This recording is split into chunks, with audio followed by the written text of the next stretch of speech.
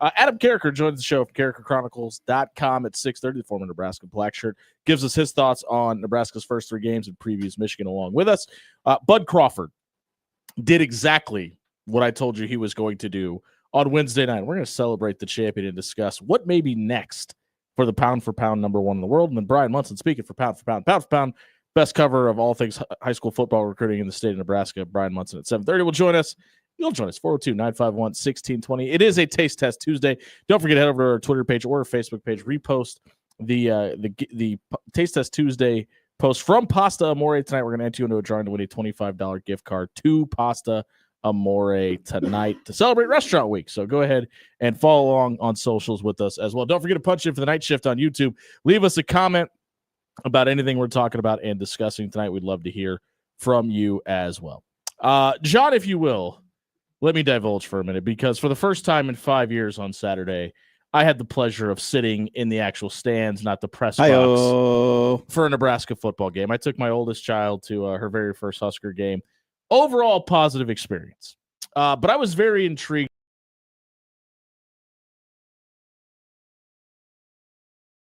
with the addition of alcohol sales, obviously the all red uniforms, the switching of the tunnel. Obviously, they run out of the other side of the North Stadium now, and all of that. I had an interaction with a young man, and I went to start telling you the story earlier when we pre-recorded it with Adam, and I didn't get to get this out, but I wanted to tell the story. So we're in row 41. My daughter is 4. We made it up to row 35 after going through the whole tunnel walk, and her legs got tired because she's 4 years old. We stopped at row 35 because there was a couple of open seats. And after a few minutes, it was starting to get hot, and our seats were actually under the overhang. It was 95 out. I said, okay, let's go back up to our seats. So we get up to row 41. And there's some 21 to 23-year-olds sitting in our seats. Row 42 is completely open. So I said, okay, we'll go ahead and grab these seats right here. No big deal. These people probably won't show up because it's Houston Christian. And the tickets we bought were $12. So just reading the room, I was like, it's fine. We'll just sit right here. Yeah. So we sit down. We get all the way through the first quarter. We're going into the second quarter, and the folks in row 42 show up. So I just politely gesture to the gentleman in front of us that's now 4 beers deep of what's the cross stream? The Cornhusker Crusher. And he's got them piled up in front of him. And I said, hey, man, I was not going to say anything because, these seats were open. It wasn't a big deal. But I was like, you're in my seats. He gestures down the row, and he goes, well, buddy, I'm in seat 12 and 13. There's people in my seat. What do you want me to do about it? And I said, well, I'm going to tell them to move. I'm going to need you to get up, and because these are our seats. He's like, hey, I don't know what to tell you, man. I'm in the same boat as you. And I said, no, you're not. I said, yeah. No, what I said is, actually, that's the problem is you're in my boat. I need you to go get in your boat. So if you'd like to go down there and talk to them, you can. I don't care what you do. Just get out. So they clearly not their seats down there either. They just kind of huffed and puffed and went around their merry way. Well, the gentleman in front of me was with his wife and their children. They were in their teens. And the guy turned around to me and he goes, thank you so much. He goes, I was really not looking forward to getting arrested today because that kid dropped about 46 F-bombs. So that was my one negative takeaway from Saturday's game. My daughter absolutely loved it. She loved the big Go Big Red chants. She loved everything about it. The one thing that I took away, I have been adamant. I am big time anti alternate uniform guy. Wear the all reds at home all the time. I'm here for it. The aesthetic, and here's the caveat: the aesthetic looks great with the all red end zones and then the black sidelines. It has to make sense, and for me, that looked incredible. It helped that Nebraska won by, let me check the score again, 9,642 points. But with that being said, it felt like there was a swagger about this team, and it looked different. Looked different from a play standpoint, looked different from a uniform standpoint. There's always that mantra, look good, play good, right? Yeah. I've been the exact opposite of that. I think you have to play good to look good. I think you should earn the right to wear those alternates. And the fact that Nebraska went out and dominated Akron the way they did, I think they earned wearing those all red jerseys. I loved them. I thought it was incredible. great. I don't know why Dylan Raiola was wearing last year's pants. I think it was something with his Adidas deal, right? Now, when I read, like, it was something to do with like he needed to have the 3 stripes on him or whatever. No, he was wearing last year's pants, which have a thicker stripe down the side. Right, but there's 3, right? No, there's 2. Oh, okay. That doesn't make sense. No, it doesn't. Somebody gave him last year's pants. I don't know why, but that was weird. He was looking different than everybody else out there. I thought it was great. I thought it was fun. As soon as I saw them run out, I was like, "Oh, this is cool. I love this. Like, keep doing this, please." I just want Corey Campbell to escort me places. Like, how badass does that dude just look leading team? Like, listen, I think everybody is going to lose their mind and show up with pitchforks and torches if Bud Crawford doesn't lead the team out of the tunnel against Michigan. Which, okay, that's fine. I think that's a good idea. Yeah, but like. Corey Campbell, like we always talk about, hey, that's the guy you want getting off the bus first. I want Corey Campbell getting off the bus first on road games. Like, no doubt, he just looks the part, and that was my big takeaway. Like, I also kind of like, maybe it's just the traditionalist in me.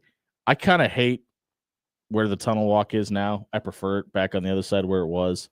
I don't know. I mean, maybe, and listen, I'll be the first to admit it. There could be something to the fact that we literally got into the stadium and got down to the bricks on the old side as soon as the tunnel walk started. I may have felt different if I wouldn't have to sprint with a 4-year-old on my shoulders about it.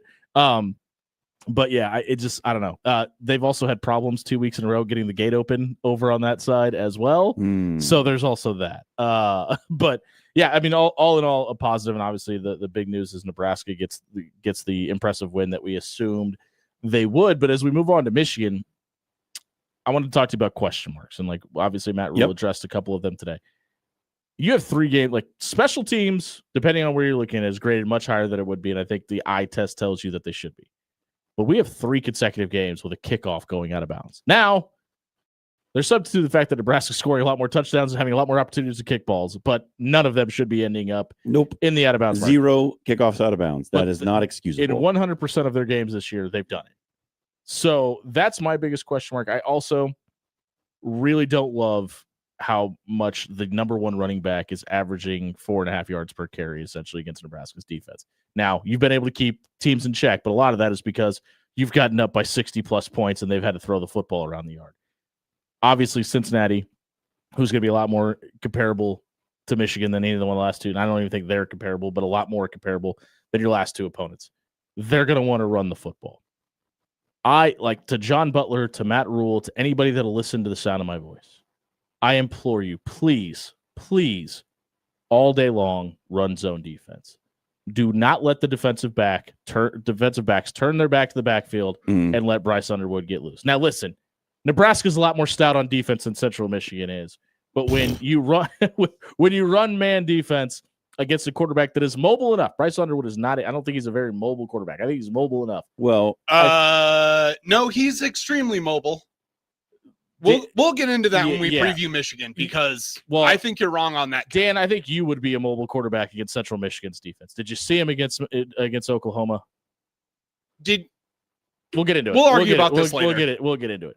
But I'm very excited to argue about that. I think you need to keep everything in front of you, and that's how you win the game on Saturday.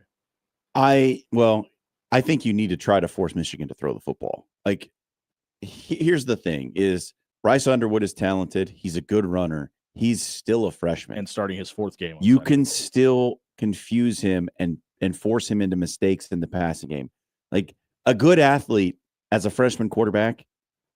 Anybody remember Taylor Martinez? They can beat you by running the football. Yep.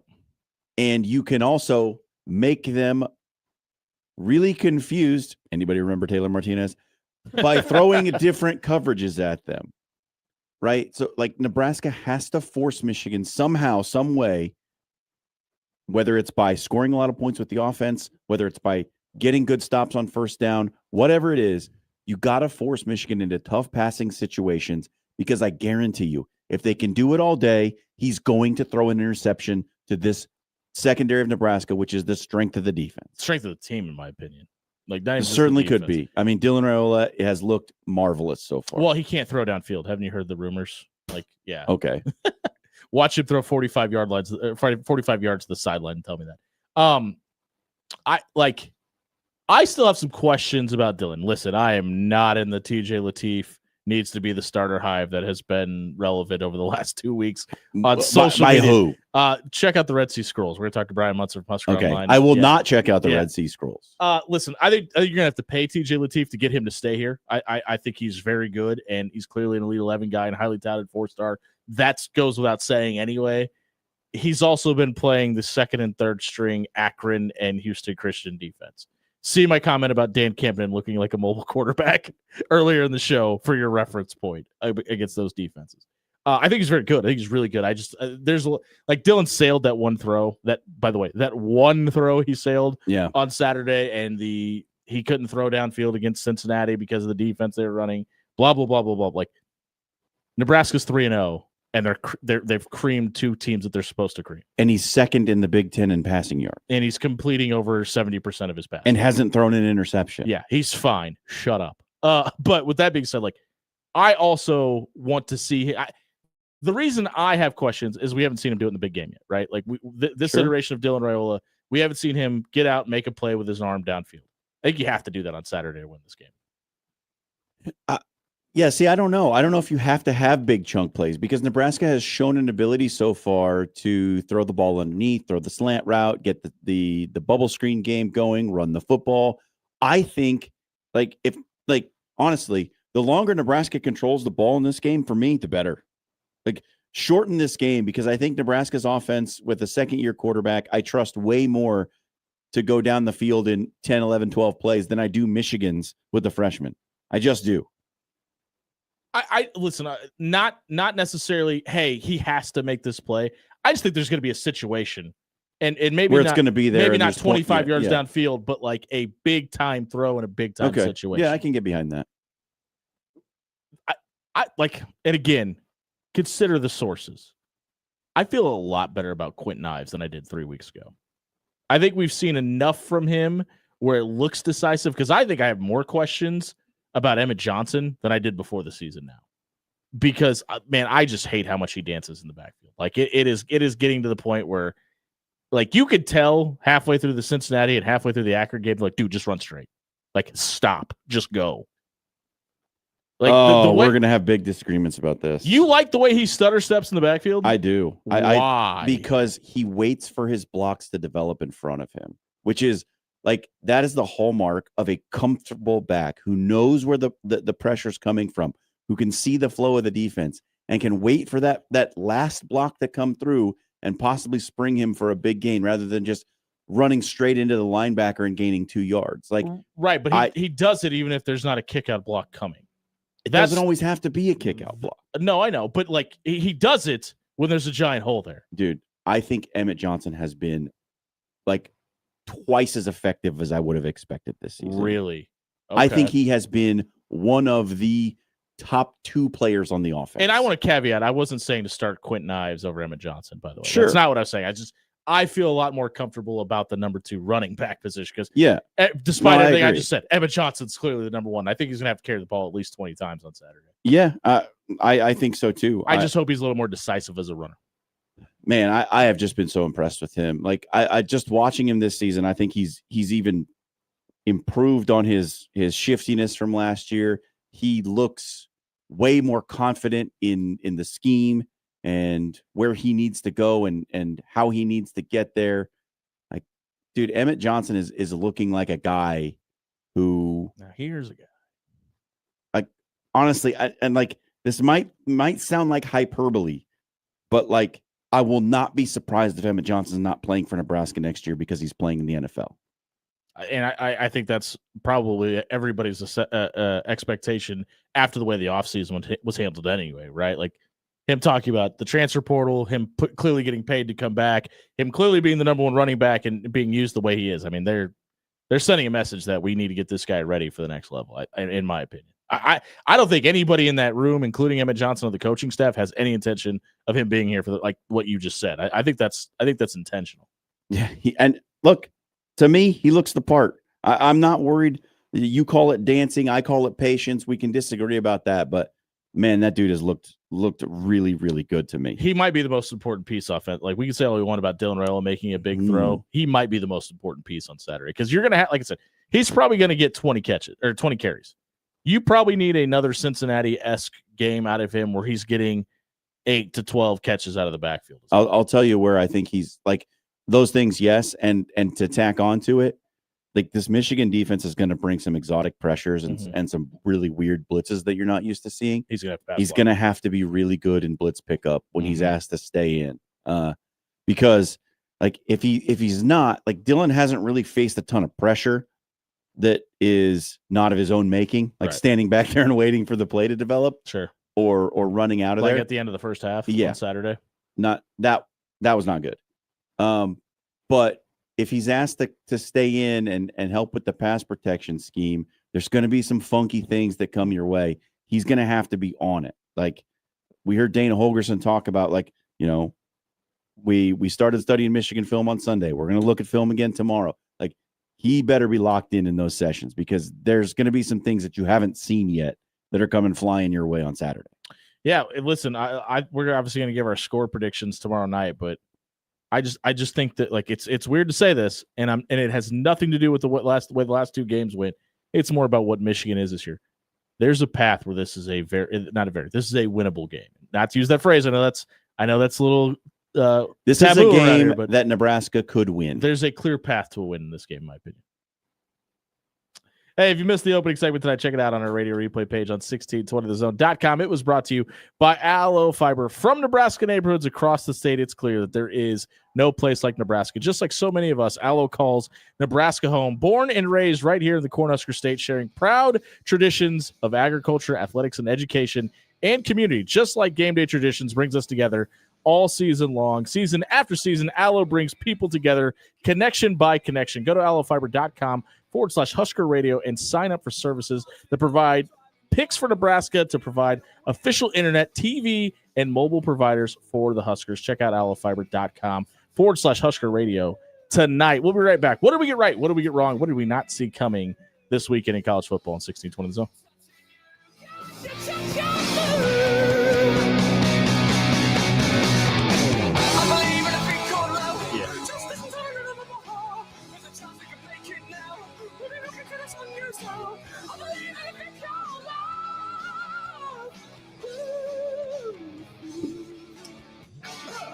Hey, everybody, it's Sean here for Jerry Ryan Clothing and Sportswear, 78th and Dodge. That's the place. That's where you go. That's how you get all the great fall gear because it's here now. Check in tomorrow. Mizzen and Maine, Johnny O, Roan, all back in stock, all new for the fall, and newly added Brax. If you're looking for the newest line and the most comfortable, most professional-looking pants, you know you need to look professional in those pants.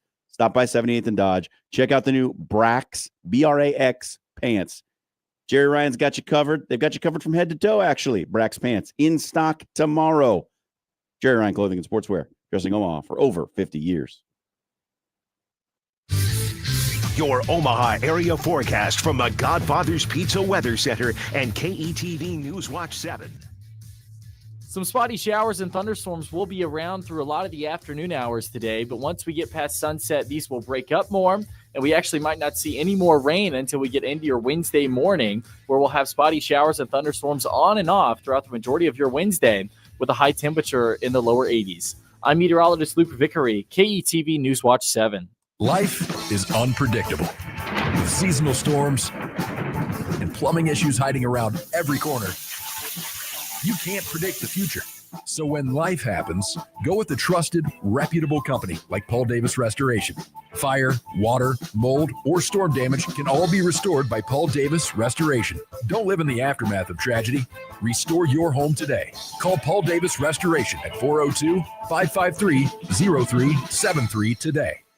At Timber, they don't just give you a place to go for lunch or dinner. They give you an experience from their bold, smoky flavors prepared in the open concept kitchen where you get to watch the magic happen to the relaxing umbrella-shaded patio. There's something for everyone at Timber. Join them for brunch every Saturday and Sunday from 9:30 to 2, plus happy hour from 2 to 5:30 Monday through Saturday and 2 to close on Sunday. Timberwood Fire Bistro in the heart of Omaha at 84th and Pacific.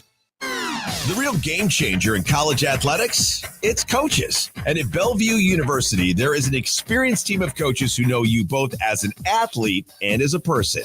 Plus, there are student coach advisors who are there to provide individualized academic support every step of the way as you progress towards your degree. At Bellevue University, you're not just another athlete. You belong. We're for you and for college sports. Visit BUBruins.com.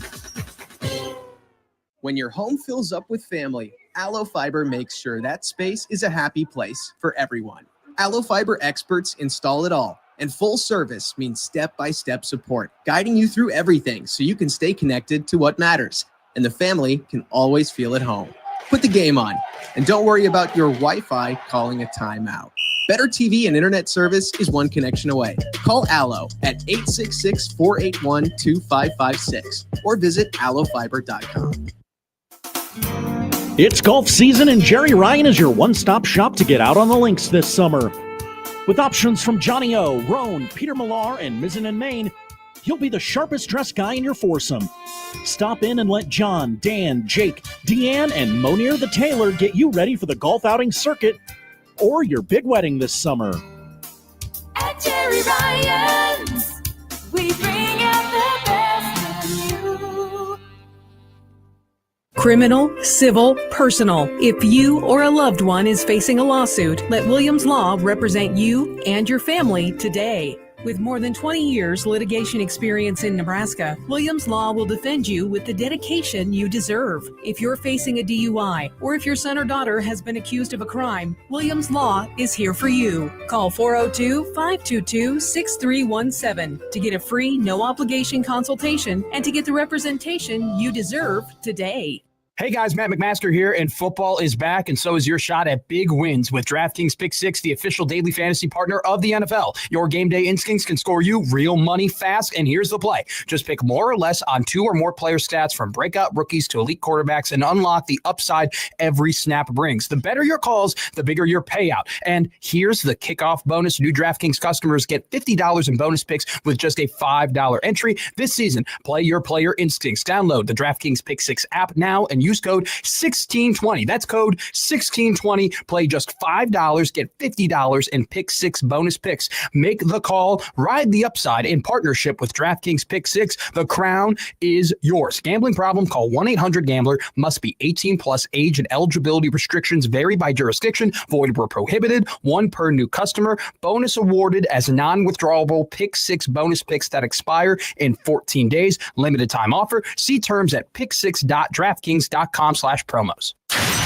Now back to After Hours with Jimmy Allen on 1620 The Zone.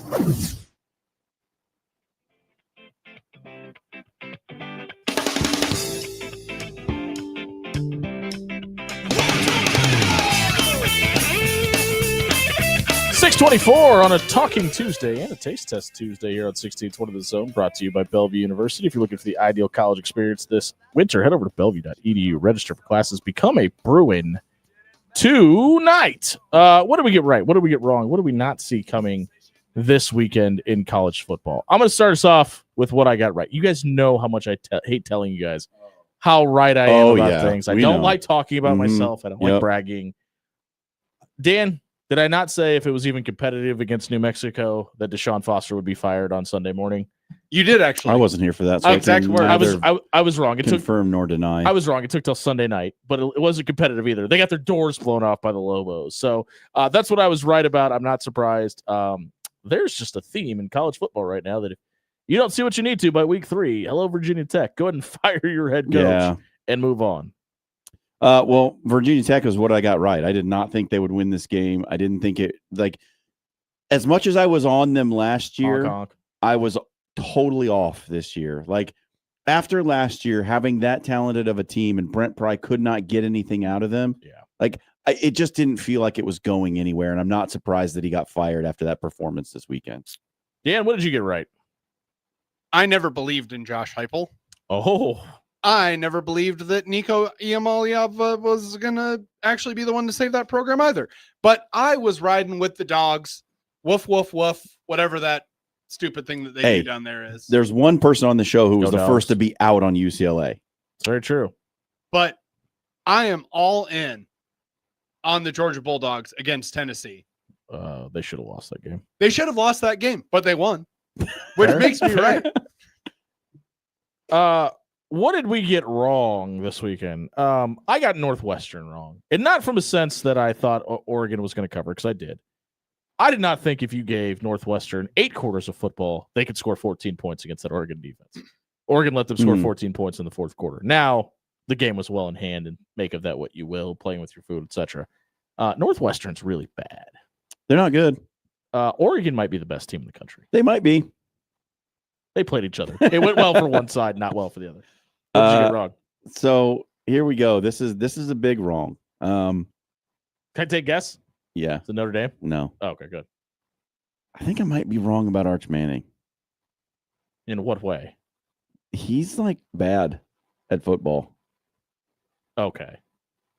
It's been a couple, like, he's got 5 starts under his belt. I know, but like it doesn't look right, man. It just Okay. doesn't look like it was supposed to. I think like listen. We'll get to it. I thought you remember over the summer when we had 5 shows a week and we had nothing to do but sit here and prognosticate about college football season. I was all in on Arch Manning being the Heisman favorite. I was all in on him possibly going in the NFL draft. Everybody was. And I think I might be wrong. Before you, because I need a caveat with what I didn't see coming. You know what none of us saw coming? What if Arch Manning sucks? That's exactly what I have written down. Is what if Arch sucks? Like, no, like everything we talked about, nobody ever went, yeah, but what if he's not any good? That's the conversation we're having right now. Well, and this hurts my heart to say this, because I might have to say that Ryan Clark, Was the only one? a giant blowhard, might have actually been right about what's going on with Arch Manning right now. In his exact words, quote, "Look at where Arch Manning went to high school. He wasn't playing the best brand of Louisiana football. He essentially went to a Class C2 school. Yeah, let alone being able to play Nothing against C2. Wow. John Schreiner out on C2. A lot of good football in C2. Almost was the game of the week this week. Whatever. But yeah. It's a Mount Michael reference. Yeah, Nebraska Okay. preps. Gotcha. They were like, what's going to be our game of the week? And I was like, you're not going to choose that one. And I know you're not, because you have 4 other Class A games on that list. But he played at Isidore Newman High School, which is tiny. And Tiny baby boy. you'd like to think maybe sitting 2 years on the bench gave him a little pizzazz, a little bit of jazz in his step. But he's I have probably no just idea getting why- warmed up. I have no idea why my camera wasn't back on. Sorry. I don't know. Oh, it's I back on just, now. Wonderful. I'm just, That's what I didn't see coming. Is Okay. I didn't see us having a discussion about what if Arch Manning's not good at football. That's what I didn't see coming. What did you not see coming? how about sorry, this? Dan, what did you get wrong? Oh, I got so many things wrong. Number one, this is kind of a slight pat on the back at the same time I got it way wrong. After the way that number 14, Iowa State, has played all year up to this point, All 2 games. I thought 4, technically, but 3 Yeah. prior to Saturday. I thought 24-16 would not be the final score in that game. Yeah. I thought that Arkansas State was going in there to be baby food for the Iowa State Hawkeyes. Iowa State Cyclones, There you excuse go. me. Wow. So they would just blow the doors off a team and say, whew, wasn't that fun? Those first 3 weeks sure were a little bit of cannon fodder for us, but now, whoa, nice little easy win. They pulled that one out by the skin of their teeth. I think they were 22.5-point favorites too. Hmm. I'm trying to look up the line. Oh, they don't show the. No, not after the game. Dang it. 17.5. I was close. John, what did you not see coming? I didn't see Darian Mensah transferring to a Power 4 school and being in a worse situation than he was before, because Tulane beat Duke this weekend. Yeah, that's the school where Mensah transferred from, Tulane, For $5 million. to Duke, and then promptly lost to his old team. Who could have seen that coming? Yeah, that's not a good look. Not a good look at all. Is Mike Elko just that dude? Like, Duke has not been the same program since he left. Texas Dude, A&M starting just to think beat Notre so. Dame. Yeah, I mean, there's something to that. What did you not see coming, Dan? A little team full of engineers and nerds who sometimes play football and apparently play it really well. It's the Georgia Tech Yellow Jackets. The rambling wreck of Georgia Tech. This More could, nicknames than any other college football team, by the way. this could legitimately also qualify as something that I got wrong, because I was ready to shine the national championship trophy that Dabo Swinney was going to be hoisting Sweeney. at the end of this. Don't care that he was going to be Such a good hoisting at bit. the end of this season. And whoo boy. All right. You know what? They were number 12 in the nation.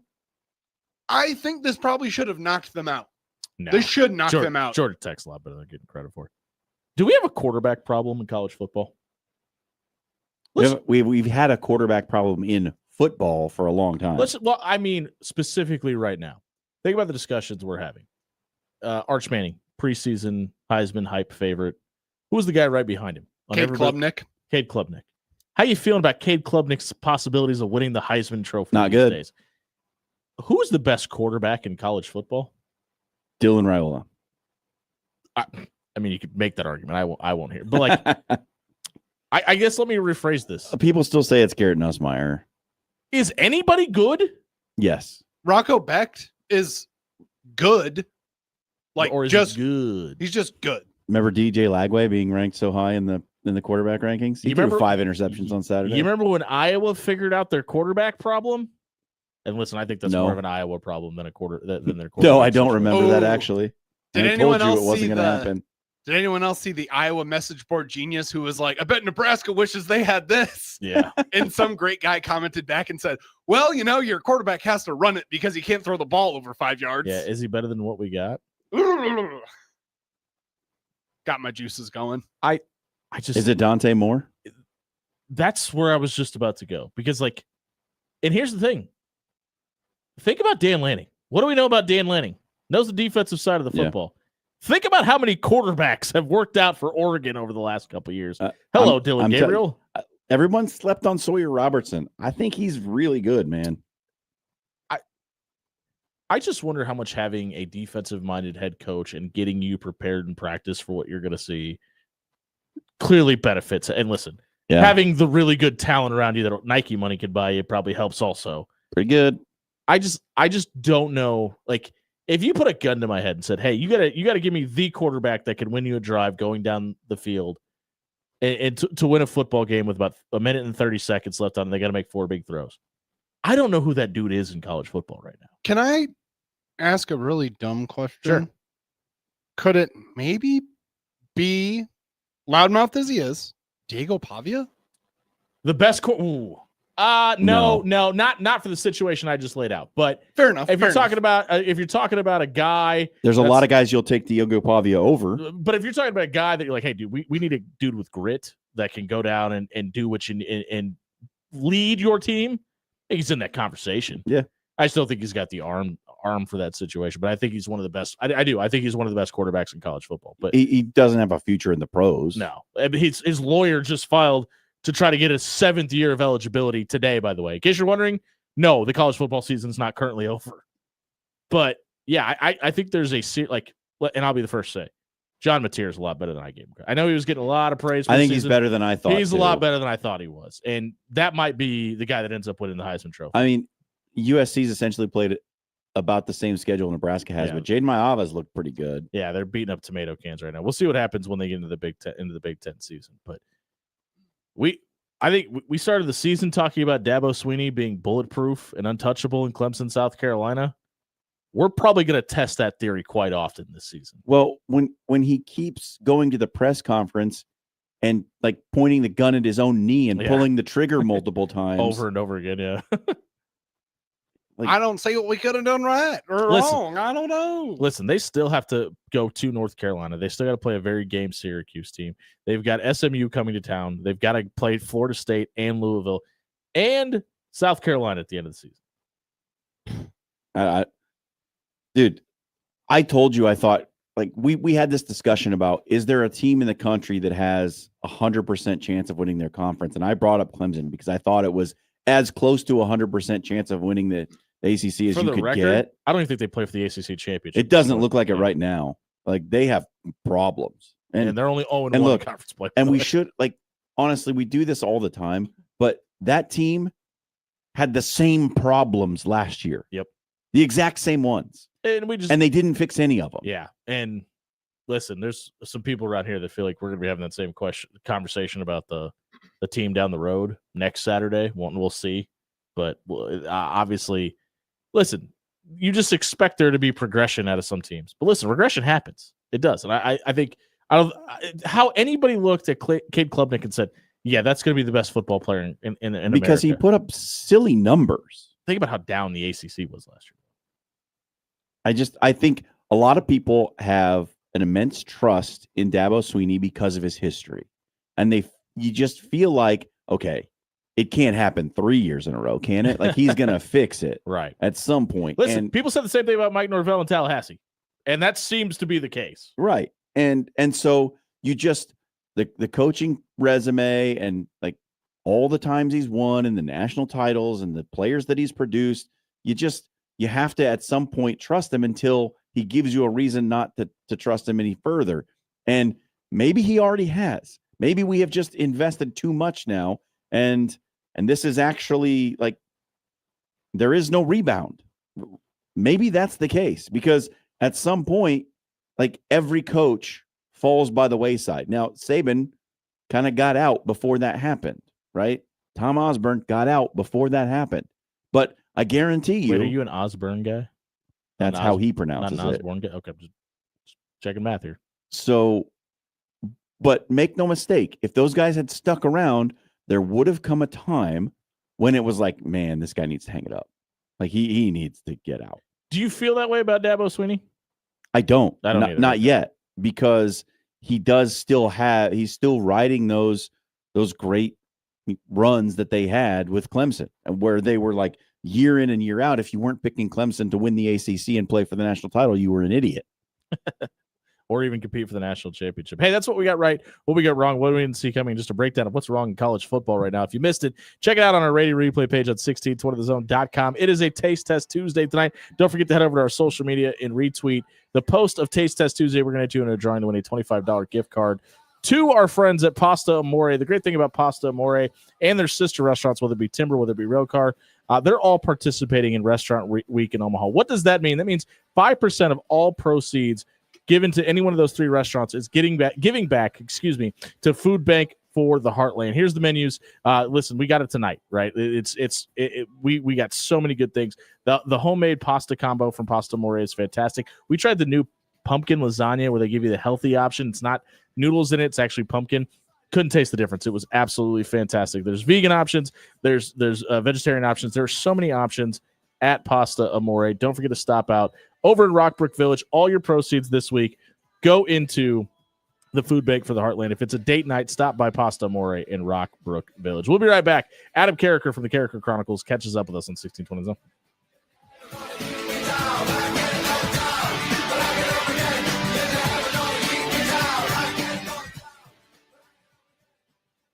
Hey, everybody. John here for Bob at Williams Law. Listen, we just did right, wrong, and didn't see coming, and I may have been big wrong about something this season. If you were big wrong about something in your personal life and found yourself mixed up in some legal trouble, you're going to need some advice for that. And I promise you, the free stuff you're getting on Twitter, that's not going to do it. You need a professional in your corner who can explain things to you in terms that you can understand. Bob does it for this crew every week when he comes in and talks about the big pressing legal issues in the sports world. And if he can do it for us, he can do it for you. And he wants to sit down with you for a free, no obligation legal consultation. What does that mean? Nothing to sign, no money up front. He wants to get to know you, make sure it's a fit, and get your questions answered to give you that peace of mind before you head into the courtroom for your big day. You need legal advice? You need Bob Williams in your corner. Check out WilliamsLawLLC.com. Criminal, civil, personal. If you or a loved one is facing a lawsuit, let Williams Law represent you and your family today. With more than 20 years litigation experience in Nebraska, Williams Law will defend you with the dedication you deserve. If you're facing a DUI or if your son or daughter has been accused of a crime, Williams Law is here for you. Call 402-522-6317 to get a free, no-obligation consultation and to get the representation you deserve today. Headed to a football tailgate this weekend? Power up and stay refreshed with Chesterman Coca-Cola and Hy-Vee. This September, stock your cooler with 24 packs of Coke for just $12.99. Had a long Friday night? Bounce back with Powerade 12-ounce 8-packs, only $4.99. And for the energy you need before kickoff, grab a 6-pack of Monster Energy, just $10.99. From the first sizzle on the grill to the final whistle, Chesterman Coca-Cola is powering tailgates all across Nebraska. Are you ready for the game changer of the day? Bellevue University has a new state-of-the-art 72,000 square foot field house featuring premium courts, generous fan seating, top-tier locker rooms, dedicated athletic training, and a strength and conditioning space, plus a whole lot more. It's not just a venue, it's a home court advantage. We're for you and for college sports. Visit BUBruins.com. When your home fills up with family, Allo Fiber makes sure that space is a happy place for everyone. Allo Fiber experts install it all, and full service means step-by-step support, guiding you through everything so you can stay connected to what matters, and the family can always feel at home. Put the game on, and don't worry about your Wi-Fi calling a timeout.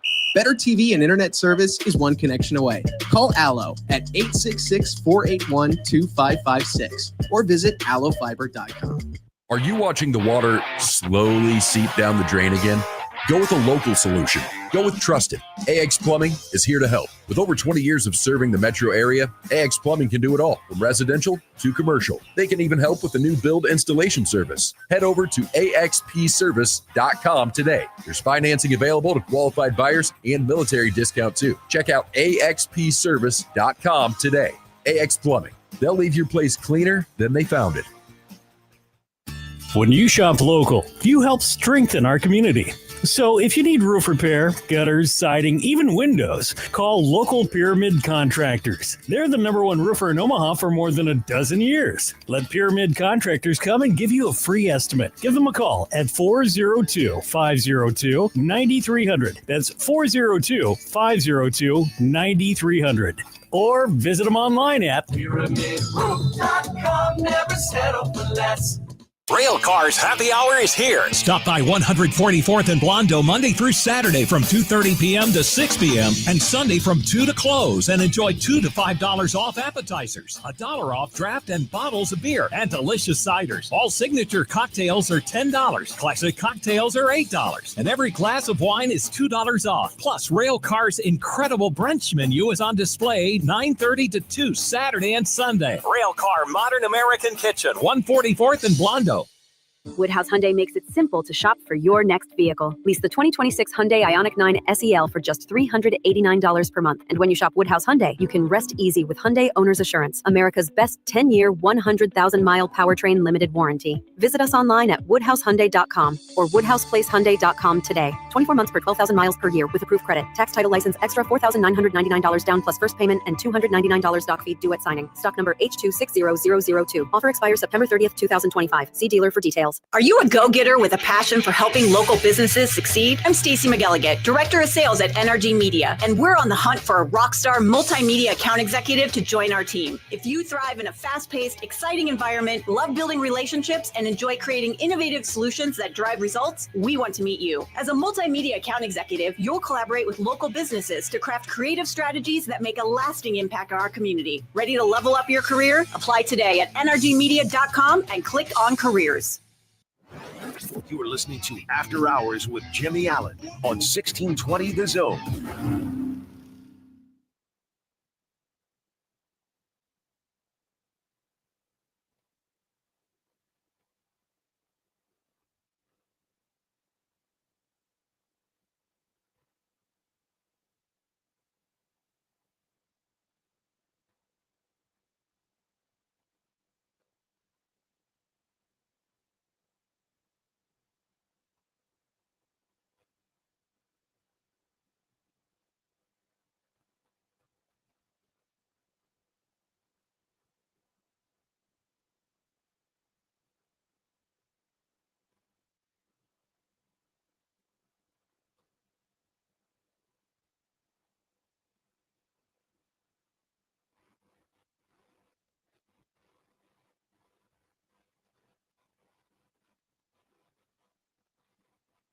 6:30 on a Tuesday night. Jimmy Allen, John Strada, now joined by Adam Carricker from CarrickerChronicles.com. Adam, we appreciate you making time to be here with us every week. Excited to break down Michigan. Thanks for being here.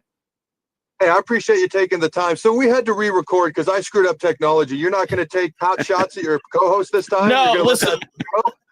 It's a running theme on After Hours. I'm clearly the A chair and superior in broadcasting to the guy sitting next to me, and I just like to friendly remind that to all of our listeners as often as I possibly can. Yeah, that's why I'm the only person he trusts to host the show when he can't. So That's a good point. Yeah, that's erroneous on all accounts.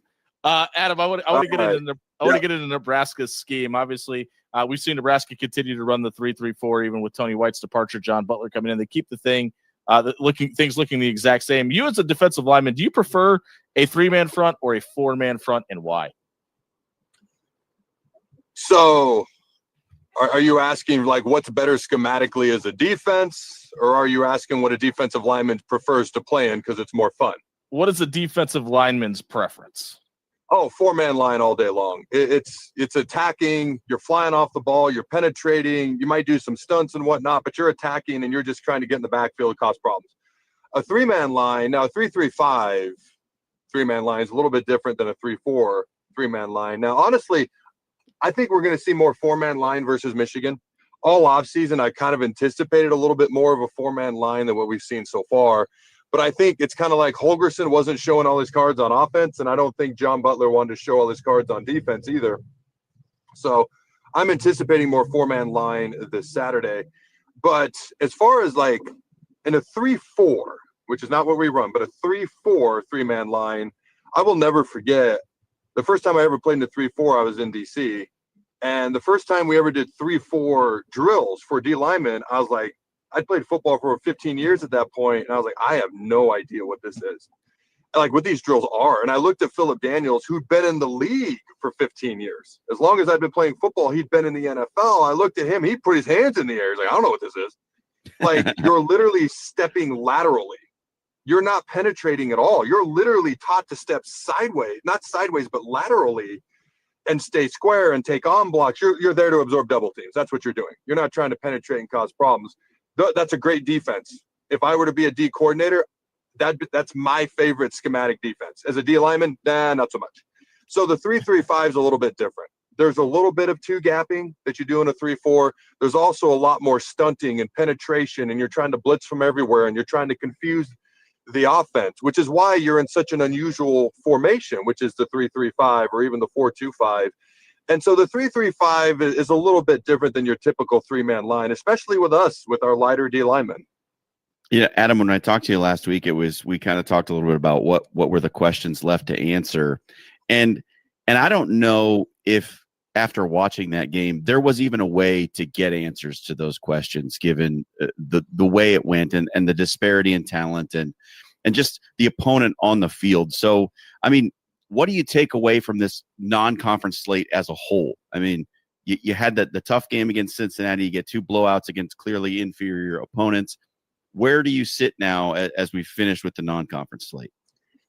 Here's what I think we do know, and what I think we did find out. Our pass defense is good. If you watch Cincinnati, Sorsby, I've seen a couple places where he's the top graded GRADED quarterback in the country with a 95 grade.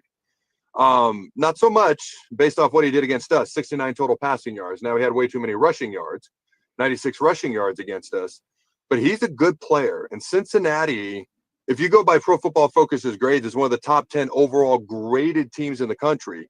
So I think we can take away that our pass defense is pretty good. I don't know if we're going to finish.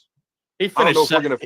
He finished Saturday 15 for 15 with 5 touchdown passes, albeit against Northwestern State, but still playing against air is pretty impressive. Yeah, so I think we've learned that. I don't know if we're going to finish the number 1 pass defense in the country, but we are a good pass defense. I think we have learned we got to get better at stopping the run. I think when our special teams is unequivocally the best special teams we've had in a long time, and I know the bar for that is low, but that's why I said the best in a long time, because I think we're actually pretty decent as long as we quit kicking the ball out of bounds on kickoffs. I feel as good or better about our quarterback depth than I felt in a long time. Like if Dylan goes down, TJ's a young player who's going to make freshman mistakes, but he's got a high ceiling, man. So those are things that I believe we know. Our offense is going to be much more efficient. The team is more disciplined. How disciplined, I don't know, but more disciplined. And I do think there's a little bit something about this team, the way they found a way to win versus Cincinnati. And I mentioned it after the Cincinnati game when I addressed our defense's concerns. I said, this defense likes to hit. When you have people who like to hit, there are certain things that come along with those types of people. They tend to be competitive. They tend to be physical. They tend to improve at a faster rate than people who aren't crazy about hitting. And so those are things I believe we know. Now, what don't we know? Our kickoff return game, our actual kickoffs themselves, our punt coverage and kickoff coverage units are great. Our offense is efficient. But how are we going to be in the red zone going forward in the future? Can we be a little bit more efficient? I think we're scoring touchdowns 69% of the time, which when you factor in who we played, you'd like it to be higher than that, albeit a lot of backups have been in. So I do believe we've learned some things, but man, we're going to learn a lot more on Saturday. Which brings me up to an interesting point. You mentioned that John Butler's been keeping his cards kind of close to the chest for obvious reasons, but it's probably hard to judge through the Cincinnati game, the 2 cupcakes on the schedule, but is there anything from a schematic standpoint that you've seen out of John Butler's difference that schematically looks different compared to what we saw from Tony White over the last 2 years? The biggest thing is a lot more man-to-man in the secondary. Mm-hmm. Now, I'm curious to see how much that persists versus Bryce Underwood, who just 9 carries for over 100 yards in his last game, albeit they're not the best competition in the world, but he's a dual threat guy. And if you're running a lot more man-to-man, you got your backs turned to the quarterback. If he takes off, you got problems. So up to this point, it's been a lot more man-to-man, a lot more man press. And up front, it's kind of been what I've expected as far as a lot of stunting, just with the lighter bodies, the better athletes we have up front. That's a little bit, not entirely different, but a little bit different than what Tony White ran as far as what he did up front. I think a lot of that has to do with just what we have personnel-wise. I'm curious if we had bigger bodies up front, if we'd be stunting as much. But those are the 2 biggest things I've noticed so far.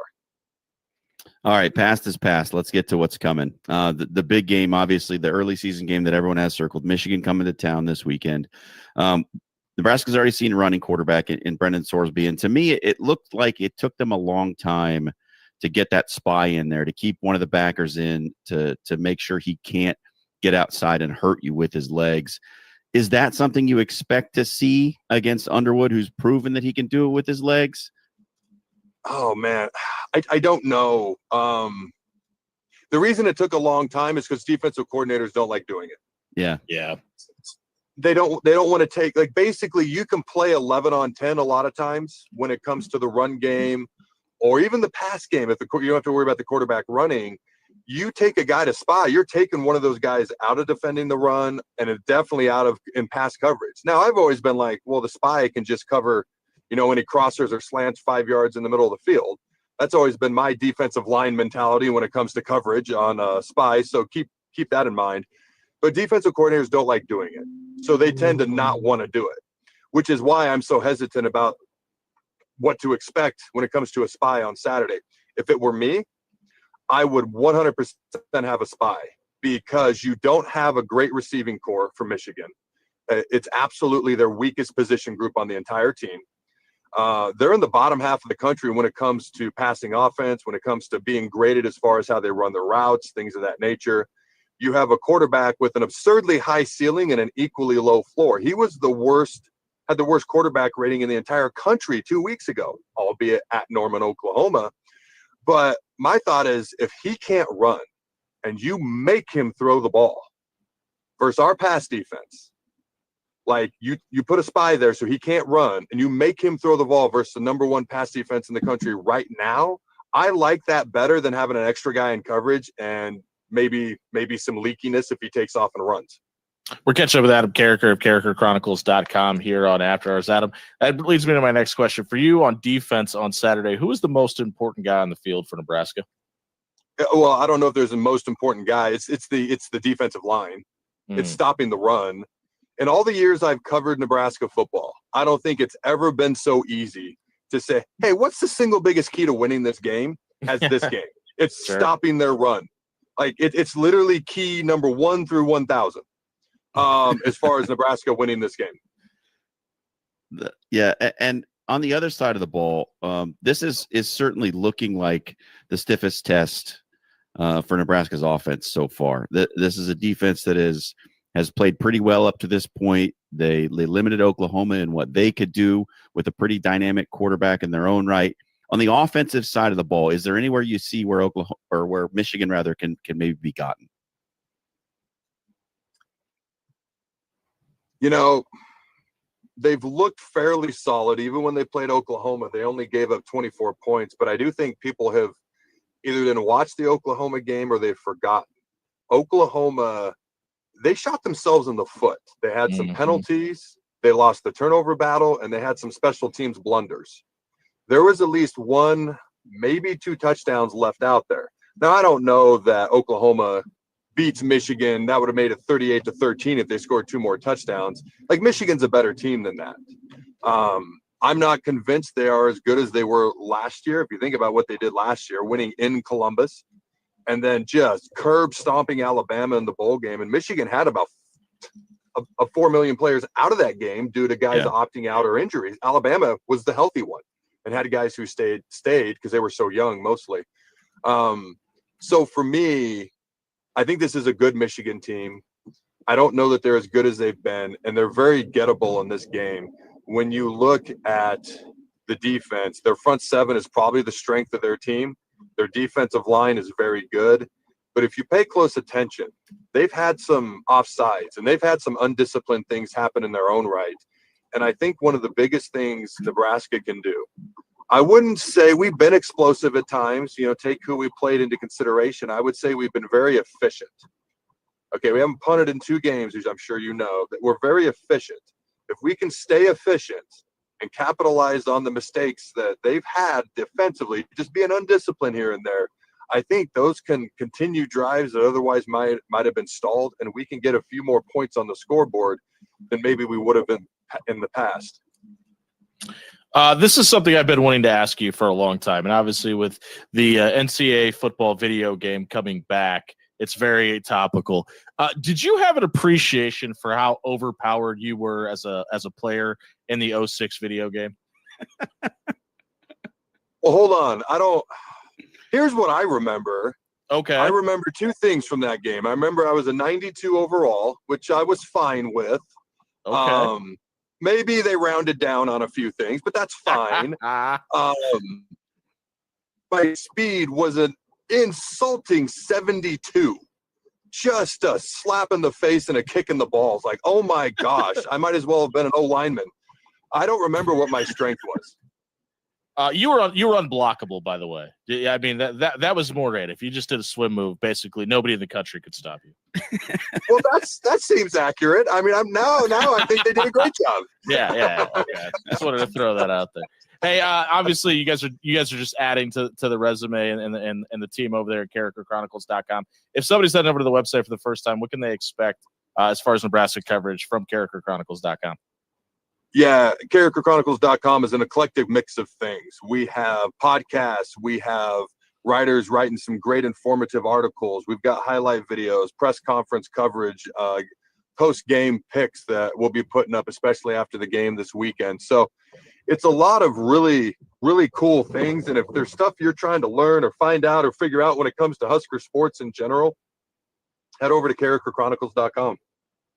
All right, my friend, we appreciate it. We'll catch up with you next week. Can we get a score prediction? Do you feel comfortable giving us a score prediction for Nebraska versus Michigan, or is that something you're saving for the website?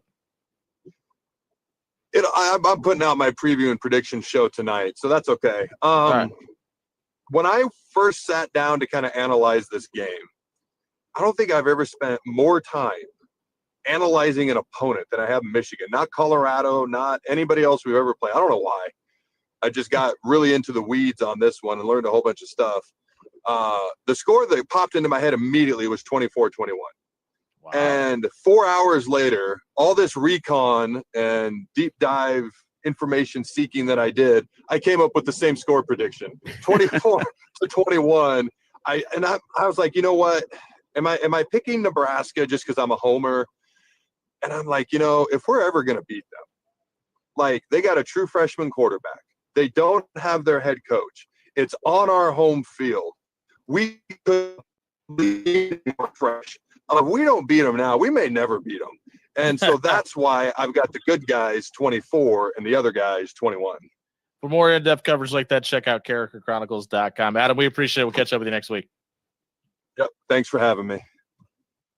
The other place you can catch Adam Carricker is on our radio replay page. If you missed any of his interview, want to get his thoughts on Michigan, check it out on 1620thezone.com under the After Hours tab under the radio replay page. It was brought to you by Controlled Comfort Heating and Air. You know what's coming over the next couple of weeks. Hot weather, cold weather, rainy weather, sunny weather. It's going to be a mixture of everything, and all of that is going to take a toll on your HVAC unit. Head over to controlledcomfort.com tonight. Set up a maintenance appointment with Tony and the team. They'll come out. They'll give you peace of mind about when you need to turn on your furnace, but they'll also tell you what you can expect from your life expectancy rate out of your AC as well. It's not just about this summer. It's about the life of that unit. Check out controlledcomfort.com for more details tonight. We'll be right back on the other side of the break. Dan Campenden is going to tell us what's trending on social media on 1620thezone.com.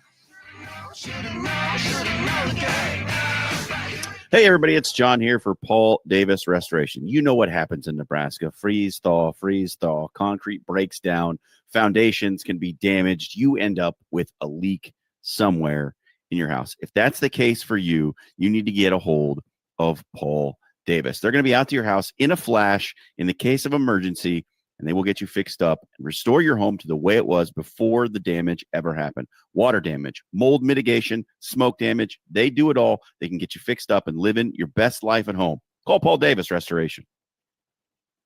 Ready to make a positive impact in a young boy's life? Join Big Brothers Big Sisters of the Midlands and become a mentor where you are matched up with a boy in the greater Omaha area. Over 50 boys are waiting for someone like you to guide and inspire them. Visit mentoromaha.org and sign up to make a difference in a boy's life. Don't wait. Make a lasting impact today. Ready to make a positive impact in a young boy's life? Join Big Brothers Big Sisters of the Midlands and become a mentor where you are matched up with a boy in the greater Omaha area. Over 50 boys are waiting for someone like you to guide and inspire them. Visit mentoromaha.org and sign up to make a difference in a boy's life. Don't wait. Make a lasting impact today. When you shop local, you help strengthen our community. So if you need roof repair, gutters, siding, even windows, call local Pyramid Contractors. They're the #1 roofer in Omaha for more than a dozen years. Let Pyramid Contractors come and give you a free estimate. Give them a call at 402-502-9300. That's 402-502-9300. Or visit them online at PyramidRoof.com. Never settle for less. Criminal, civil, personal. If you or a loved one is facing a lawsuit, let Williams Law represent you and your family today. With more than 20 years litigation experience in Nebraska, Williams Law will defend you with the dedication you deserve. If you're facing a DUI or if your son or daughter has been accused of a crime, Williams Law is here for you. 402-522-6317 to get a free, no-obligation consultation and to get the representation you deserve today. Are you watching the water slowly seep down the drain again?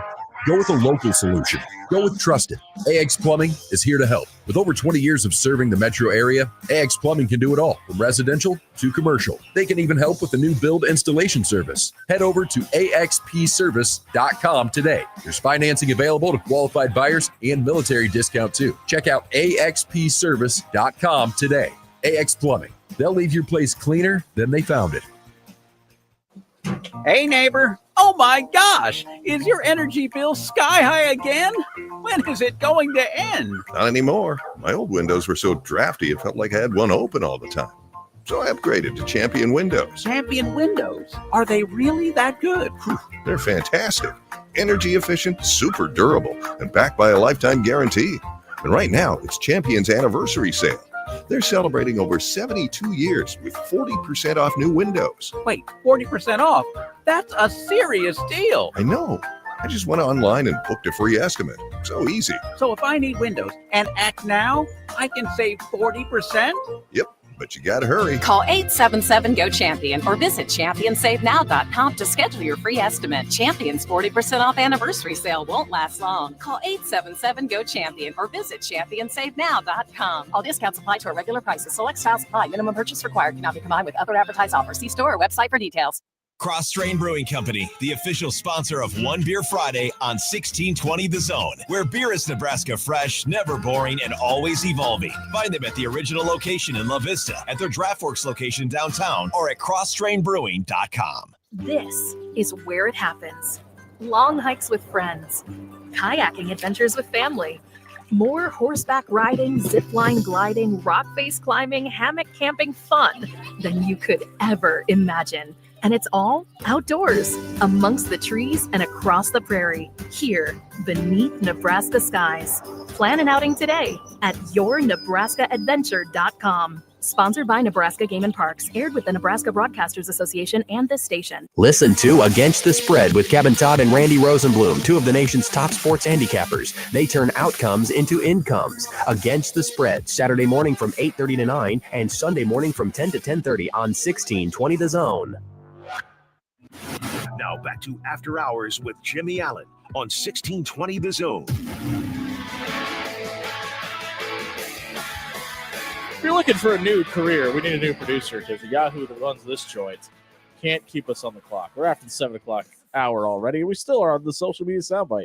We're brought to you by Bellevue University. If you're looking to keep up to date on all the championship action happening on Bellevue's campus this fall or winter, download the BU Bruins app to your smartphone tonight. Dan, I kid because I love. If you think you can handle the abuse. Yeah, you're glutton for punishment. Apply After Hours LLC. Dan, what do we got trending tonight? What's trending is also what is on the television right now on Fox Sports One. Yep. It's that logo down there in the bottom right corner of the screen. So you gave me a weird look, and I was like, am I saying something wrong? I was just gonna say, make sure it's not on the screen on the TV because Nick Grimm has an irrational fear about this stuff being on YouTube. So it's only the corner. I know. Creighton in Nebraska playing a wonderful volleyball game right now, and this is how the game started.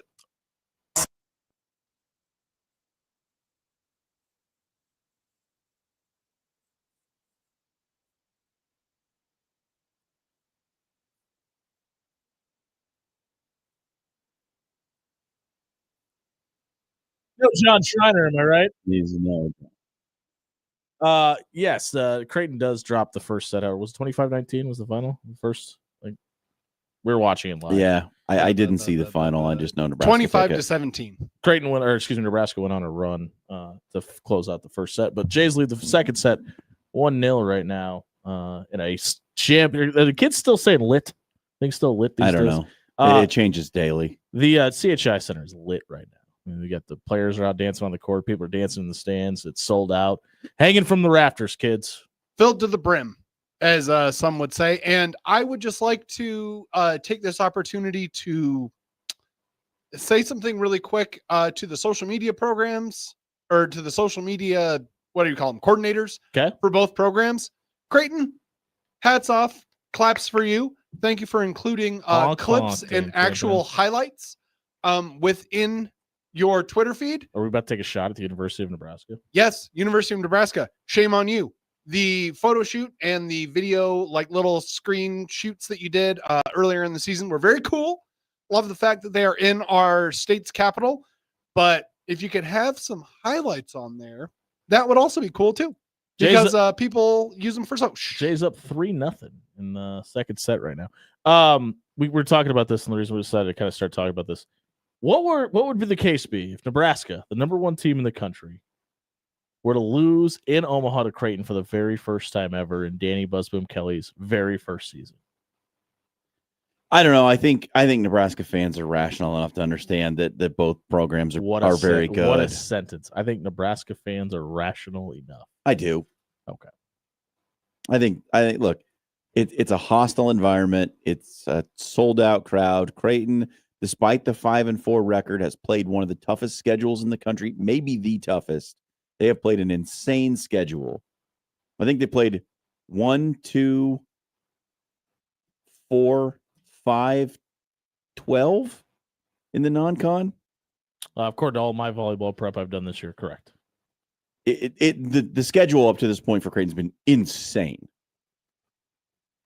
Yeah, and by the way, Nebraska's still pretty good, so it may not be a moot point. Harper Murray is just incredible. She's very good. Yeah. They have played so far, not counting their first game of the year, Colorado State, 9 Number 2, number 5, number 14 in Penn State, Texas, Kansas. By the San way, two blue Diego, bloods of the Santa sport. Barbara, 22 USC, number 4 Louisville, then Rice, Then UNI. then UNI, and now Nebraska. Who's number 1, by the way? Hey, if you missed the social media soundbite tonight, check it out on our radio replay page on 1620thezone.com. It was brought to you by Pixel Fire Marketing. If your business needs help with social media marketing, do you want an entire team to manage your social media profile so you don't have a problem like some guy complaining about your social media department on the radio? PixelFireMarketing.com is here to help. Their social media experts will ignite your social media presence, entice your ideal client, and engage your brand online. Check out PixelFireMarketing.com for more details tonight. We buy or sell the other side of the break. 1620 Zone. Just to waste my time with you. Tell me. Hey, everybody, it's Jimmy on here for AX Plumbing. Home or residential, they could do it all. Listen, at my business, I had to have a urinal installed. They came out and they did that. They cleared out the salt out of the drain, explained to me why it was happening, prevented it from coming back.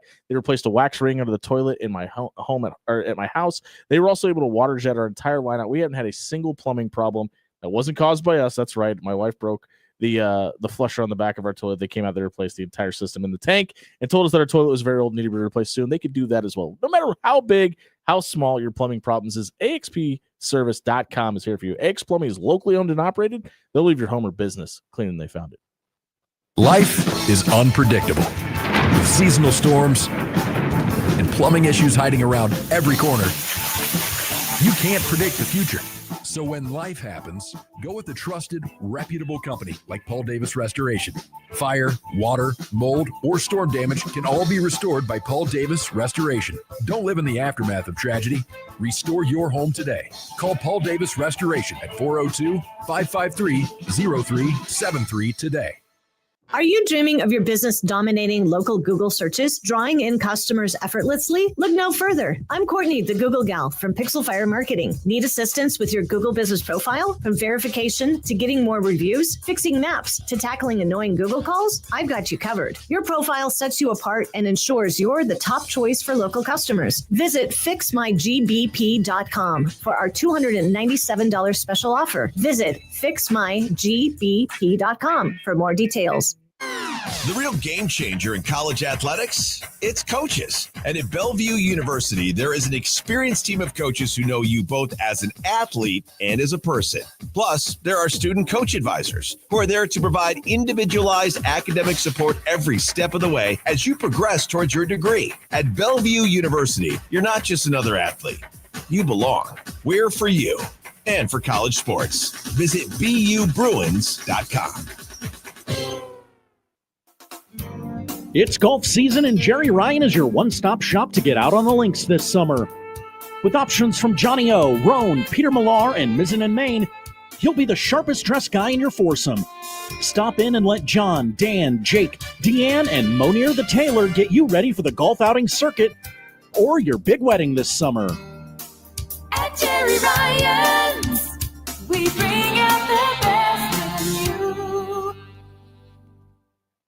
When you shop local, you help strengthen our community. So if you need roof repair, gutters, siding, even windows, call local Pyramid Contractors. They're the #1 roofer in Omaha for more than a dozen years. Let Pyramid Contractors come and give you a free estimate. Give them a call at 402-502-9300. That's 402-502-9300.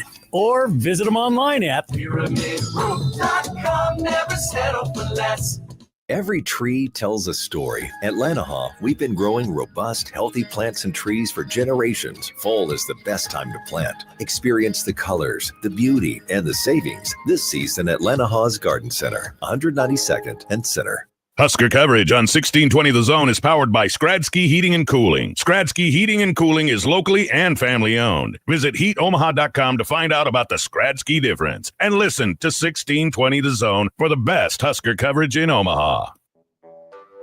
When you're hiring, have you ever felt like you're missing out on meeting truly great candidates for your roles?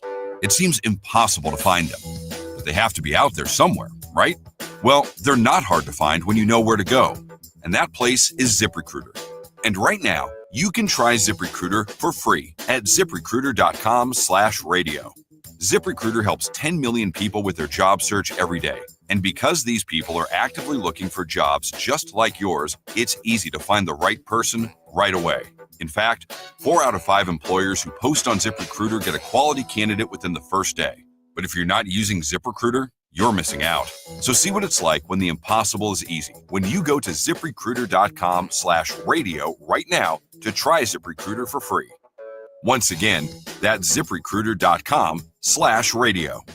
ZipRecruiter.com/radio. Never miss out on great candidates with ZipRecruiter. KOZN Bellevue, Omaha, Council Bluffs. This is 1620, The Zone. 7:16 on a Taste Test Tuesday, brought to you by Pyramid Contractors. You'll become number one in Omaha for over a decade by accident. Head over to pyramidroof.com. Get a free estimate for your windows, your gutters, your siding. They do it all. Check out pyramidroof.com. It's time for Buy or Sell. Dan Campbell. Indeed it is. As I fade down the music and find the questions that I have written tonight for Buy or Sell. There's one thing we consistently hate to do on this show, and it was actually on display earlier. We hate to admit that someone was right. Hate it. Especially when it involves Daniel Jones. Don't look now. Those Colts are trotting along the win column. Buy or sell, Daniel Jones and the boys can keep this up. You ready for a week 2 NFL overreaction? Yes. The Indianapolis Colts are winning that division. I think they're by far the best team in that division. Did we forget they have Jonathan Taylor, by the way? And he's still pretty good. And Michael Pittman Jr. is also a pretty good wide receiver. And Daniel Jones looks like he's found himself a home in Indianapolis. I think they're very good. Yeah. Man, I was just kind of sneaky in on this. Like, I wasn't ready to throw him in the trash yet. I thought like the Giants didn't do him any favors. And like, I was anxious to see what he would look like in a different system with a different coaching staff and in a better situation. And he looks a lot better. And that's not to say that some of his play in New York wasn't on him, but look, I do think they can keep it up. It's a pretty weak division. I was going to say it also helps that apparently C.J. Stroud is the Arch Manning of the NFL, and he just sucks now. I don't think that's true. I just think the Texans just have a very confused head coach, by the way. I think they absolutely can keep it up. Dan? I think they can too. Do you like sleep? Because Monday Night Football would like to deprive you of it. We got a double scoop of fun last night with the Bucs beating the Texans in a thriller, and John Bullock, Nebraska's own, got the game-sealing tackle on the final kickoff of the game. I, however, would like to focus on game number 2. Speaking of sleep, Jim Harbaugh, Jay Herb, and the Chargers haven't chargered yet. Buy or sell, the Los Angeles Chargers are Super Bowl bound. Listen, we talk about the year 3 bump for Matt Rule a lot. What about the year 2 bump under Jim Harbaugh? Yeah. That's definitely a thing. It was a thing at Stanford. It was a thing at San Francisco, and it was definitely a thing in Michigan. I think they're going to be pretty good. I don't know about the Super Bowl, but obviously the Chiefs being off the snide right now with the 0-2 start, they're going to get that fixed. I think the Chargers are probably the front runners to win the West right now. I do too. And I a lot, not just because of their record. The dude they got a head coach is a proven commodity. Yeah, I would say Chargers make the AFC title game. I'm not going to put them in the Super Bowl. I think it's probably Bills Ravens right now are my favorites in the AFC. Those two teams look really good. Chargers are right there though, and I wouldn't put it past them. But no, I don't think that they're Super Bowl bound. Dan? Oh, you know what? No, I'm going to make my own audible. Speaking of that late game last night, controversy ensued off the field. Last night, Tom Brady was seen in the coach's booth. The Fox broadcaster and minority owner of the Raiders found himself in hot water after people made that connection. According to the NFL, what Brady is doing, just perfectly fine. Buy or sell, the NFL is protecting the golden boy, who we all know would never cheat at all, i.e.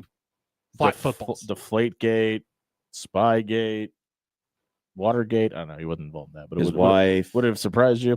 They got a karate instructor get in the way of a lot. They got to get this fixed. He can't do this. Like, I get it. He's a minority owner. How much is he really involved in the discussions? Whatever. There is a financial investment in Tom Brady getting inside information from other teams, and he's able to do that by coaches meetings and meeting with and production meetings and things like that he could pass on. Now, do we believe he's going to do that? No, Tom Brady would never skate the rules for self-improvement.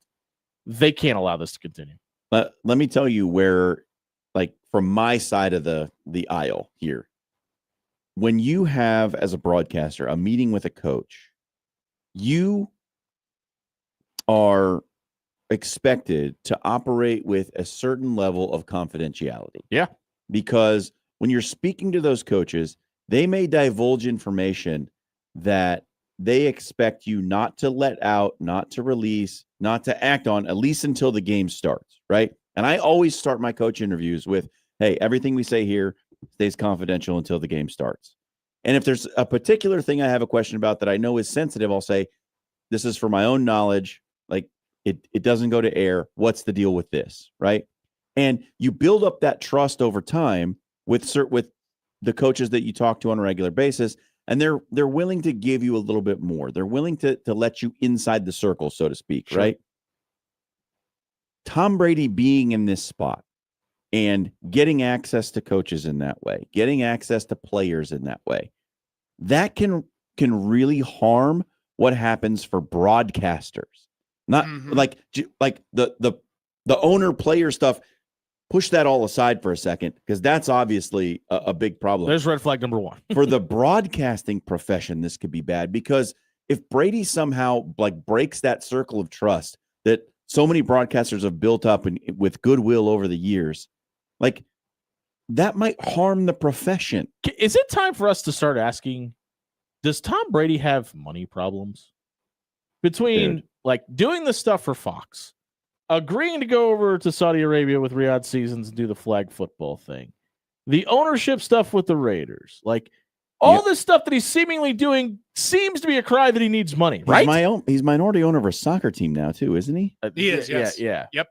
Like, is there problems? Like, does somebody need to check on Tom Brady? Like, that's my legit question. I don't know. Yeah, I know. So that was the one thing, and I've never been in your shoes, John, but when I read the book about Very nice New the Balances. 2004 Baltimore Ravens, that was the one thing that, they gave you the full behind the scenes look of like what actually happens during an entire NFL season. And that was one thing that they talked about, was they were like, hey, week 1, the broadcast crew that we have gets to request one player from the offense, one player from the defense, the head coach, obviously, and then one of the assistants. And they were like, so we're going to request to talk to Ray Lewis because of that thing that happened at the Super Bowl last year. We kind of need to talk to him about that. And that was something that in the book, the author, and I can't remember his name now because I haven't read the book in more than 2 years at this point. He pointed out that it was, I think, Jim Nantz and someone else who was on the CBS broadcast at John the time. Feinstein. Yes. They were like, the trust that they had implicitly within that team and within that room to be like, I'm Jim Nantz. Everything that you say to me, no matter good, bad, indifferent, is in confidentiality. And you know what we're here to ask you about. So we're going to talk about it. And he was like, Ray Lewis came in, gave his time and said, like, I think 10 minutes is enough. I've given you all the answers to what the important questions are and also what the defense looks like this season. Have a good day, Jim Nantz. I'll see you later. Jim, have fun calling our game. Yep. But I'm out. It's fine.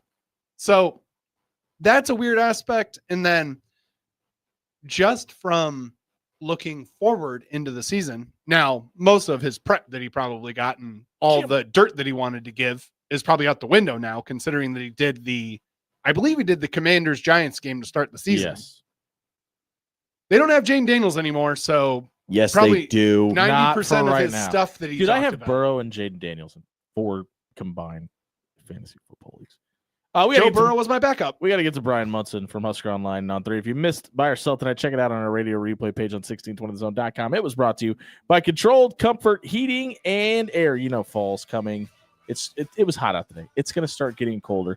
Have you even thought about turning on your furnace? Are you concerned about it? You should be if you haven't replaced your furnace filter. Let Controlled Comfort do all of that for you. They'll check on your furnace. They'll turn it on. They'll replace the furnace filter with their maintenance program. They're also going to take a look at your AC and tell you about the longevity of the unit and how long it's going to hold up as well. Check out controlledcomfort.com for more details tonight. Brian Munson of Husker Online on 3. We come back. 1620 Zone.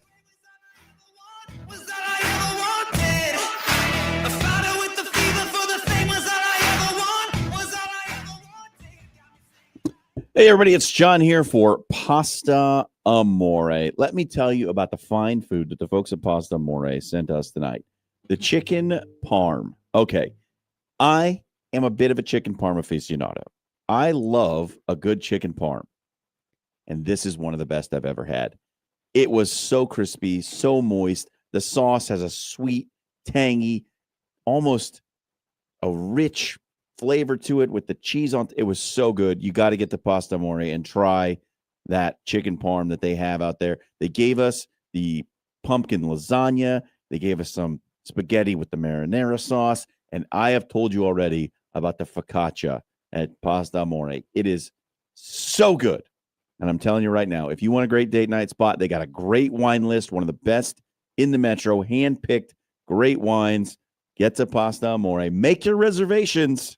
And don't forget about Deep Dish Sundays, the great deep dish pizza at Pasta Amore. I'm right now, I don't think you can go wrong. Just throw a dart at the menu. You're going to get something great from Pasta Amore. Your Omaha area forecast from the Godfather's Pizza Weather Center and KETV News Watch 7.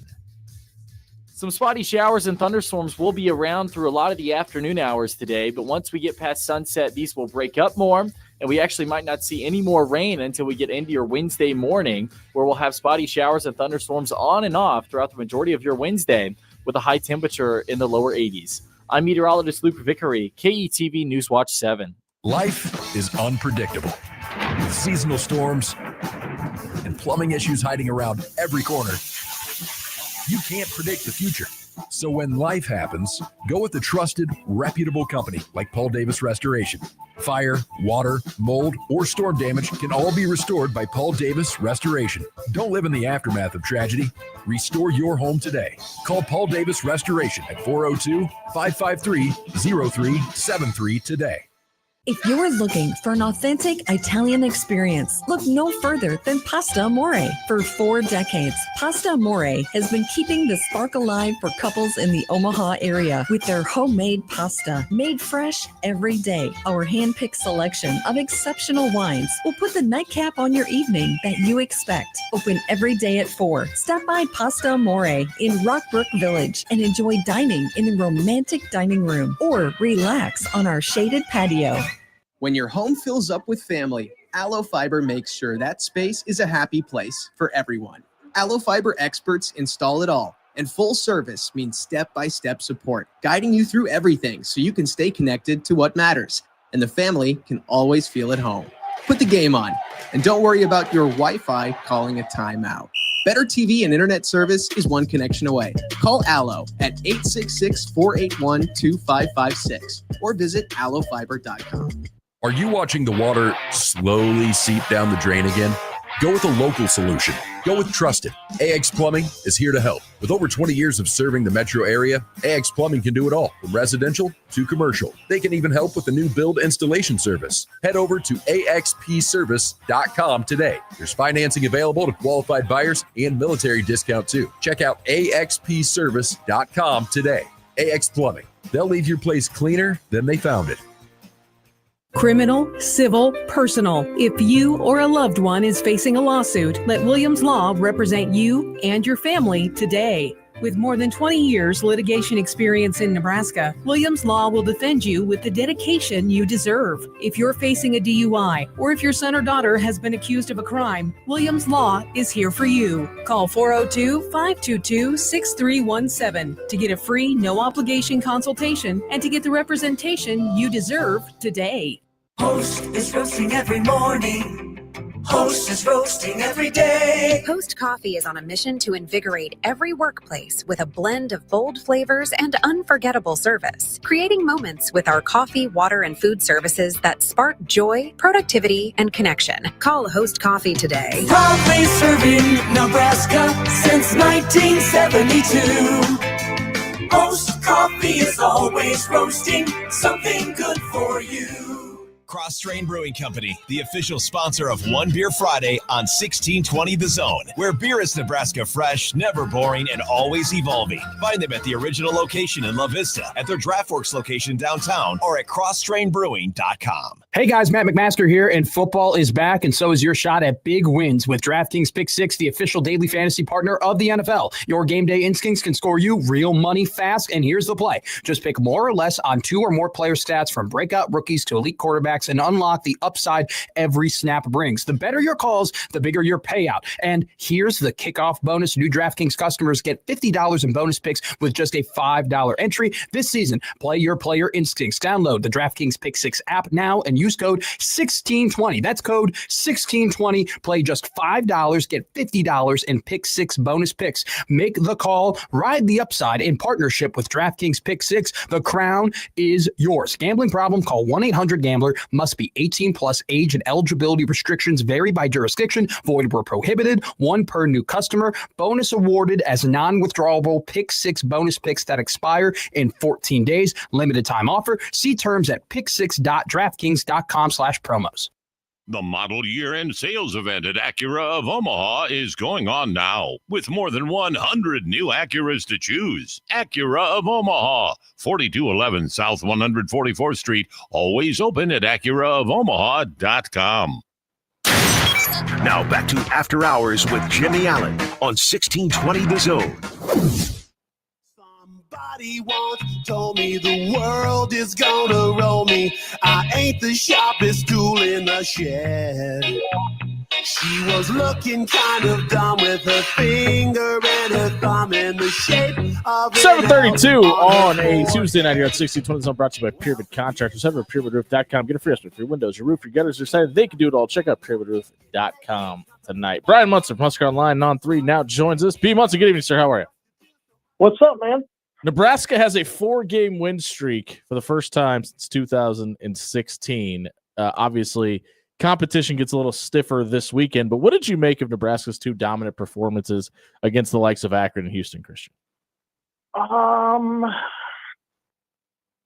think to really kind of sum it up, they did what they had to do. They didn't go out there and play down to a lower opponent's level. Number one, Nebraska's been kind of infamous for doing that recently. They just go out there and make everybody look better than what they really are. Like players can go out there and have big weeks, and you just don't know like anything about them, and they make them look a lot better than what they were.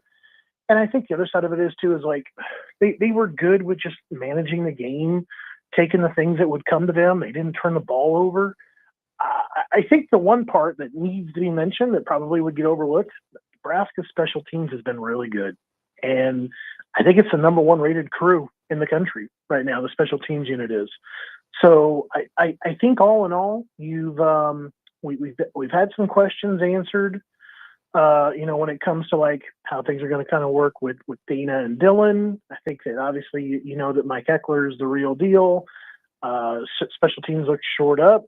I think that they're coming together as a defensive unit, but obviously a tough test on Saturday awaits with the boys from Ann Arbor coming in for the conference opener. Brian, we obviously love talking to you about all things Huskers, but one of my favorite things to talk to you about is obviously recruiting. That's your forte. And this is a huge recruiting weekend. I mean, it's Michigan. It's a ranked team. It's the first Big Ten slate. Like, this looks like it should be prime time visit weekend. What do we got on tap for visitors this weekend? I have no idea what you're talking about. There's nobody going to be in town. No, I'm kidding. All right, Brian, thanks for being here this week. Actually, you know what? I just got done wrapping up my 3 and out, and I think I know of 34 recruits that will be in town this weekend, and that's a big number. So first of all, I think with Akron, I think that number was around 15, maybe slightly north of there or south of there, but that's about the right number. So this is double and then some what you had for Akron, which was obviously a night game, which was a big thing, right? But I think what you got, is that you have out of 34 guys, there is a clear headliner. You have Kennedy Brown coming in, who is the number 1 offensive tackle, not even just the number 1 offensive tackle in the country for the 2027 class. he's the number one recruit in the country. And I think that that's massive. I've gone back through the database, and I've covered recruiting since 1999. And I have tried to put some of my historical stuff that I can kind of remember. And I think there's only been one other time before that Nebraska has hosted the number one recruit in the country for anything. And it was Ofa Mahetau, who was the offensive tackle from Euless Trinity back in the heydays of the Trinity football team there in the Dallas Metroplex. And Ofa was a big-time dude. I think he committed to Texas Tech and transferred to BYU. That's where he ended his career. But I think that that's the only time that has ever happened. But I think that, there's let me see here. I'm trying to remember here. 30 of the visitors have already been to Nebraska before. So 30 out of 34 have already visited Nebraska, which is huge. And so this is, or 30 to 34 already have offers. So that this is like a group they've already had a really good evaluation on. 25 of the 34 have visited Nebraska before. 19 4-stars, 10 3-stars, 1 5-star. I mean, it is just this is as good of a group of recruits as I have ever seen visit anywhere for a home game. I mean, it is just a huge, huge weekend for Nebraska. I heard Josh Peterson ask this question to Sipple earlier on Sportsmanlike Conduct, and it kind of upset me because I had this question written down for you. But I think it's the question for the glass half full contingency this whole week. If Nebraska wins this, expectations should be a playoff appearance, right? I think you start getting closer to that. I mean, so look, I'm one of the guys that said 9 wins. I think that if they win on Saturday, 9 wins becomes a realistic kind of projection for this team. I think you still have a couple, maybe two, if not 3 games that really still on the schedule kind of bother me. Minnesota, USC, and I'm going to go ahead and say Maryland. I think that something about that road game there that really kind of bothers me still. So that being said, though, I mean, it puts everything else out in front of you. And I mean, the opportunity to go undefeated this regular season is totally still in front of you. You now at least have 8 or 9 games, to win in place, which marks an improvement from last season anyway. I think that this was the game everybody has always had circled. This was the very pivotal game, I think, of the season. I think that, some people kind of thought maybe they could stumble coming out the gate against Cincinnati, on neutral field, and I don't think anybody really knew what to think about Akron or Houston Christian for that matter. But Nebraska seemed to have gotten, a better or hit on all cylinders and didn't hurt themselves those 2 games. So I think that optimism is right now that they can go. This is about as good as they've ever been, when it comes to facing a Michigan team in the Big Ten Conference. I think that's what that kind of says. And then from there, it's like 8, 9 wins definitely in view. 10, 11, maybe even 12. Totally possible. And I think that there is exactly where Matt Rule and his team want to be. All right. So with Michigan coming to town, what are the things about this game and this team that give you pause and say maybe Nebraska doesn't win this time? This is about as bright a stage, I think, as Nebraska has been on under Matt Rule. Yeah. And I think that sometimes the lights get too bright. And even it being, and I'm not speaking about being a nighttime game. It's not. It's a 2:30 game. What I'm trying to say is just this is as an important game. I don't think that there's anything that Matt Rule can do to kind of get those guys to stop thinking about that. What Matt Rule wants his team to do is he wants them to forget about basically the name of the opponent. The name of the opponent, it's a faceless, nameless thing. And you just have to go out there and execute every single week and beat them. And just not beat yourself, win the football game. And I think that this is maybe that first time here this season, first time in maybe, in a while, where you just kind of have this feeling maybe that the lights are just a little bit too bright. And so you want Nebraska to go out there and execute. If the lights are a little bit too bright, I think execution gets, starts to get hurt. You don't want to have the mistakes. The mistakes kind of play a whole role in that part. Ball management becomes a thing. You're kind of waiting on the other shoe to drop. And then I think that things then can kind of spiral out of control. And that's me playing the absolute worst kind of devil's advocate to a team that's riding incredibly high right now. And they could go out there and just continue to execute like that. But I think if you're asked about the possibilities, what could get in the way of Nebraska this weekend, it could just be because the lights are a little bit too bright on that stage right now. Give us your score prediction for Saturday then. I haven't done it yet, man. And I'll be honest with you. I told you before, I thought Nebraska wins 9, which means I had Nebraska beating Michigan. I had them beating Michigan no matter what. I'm going to go 27-20. Run to your local sports book as fast as possible, says Brian Munson from Husker Online out there. B. Munson, we appreciate it, man. We'll catch up with you next week. Hopefully we have some time to talk about some Bills football.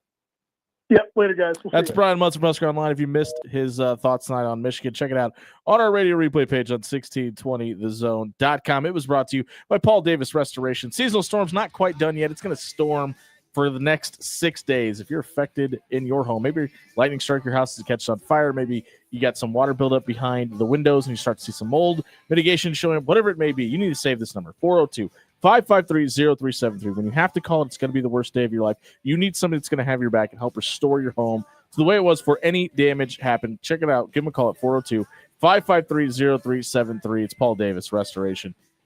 There's a new / old pound-for-pound king of the world. We're going to tell you exactly what we thought about Terrence Bud Crawford's dominating performance against Canelo Alvarez. We come back at 1620 Zone.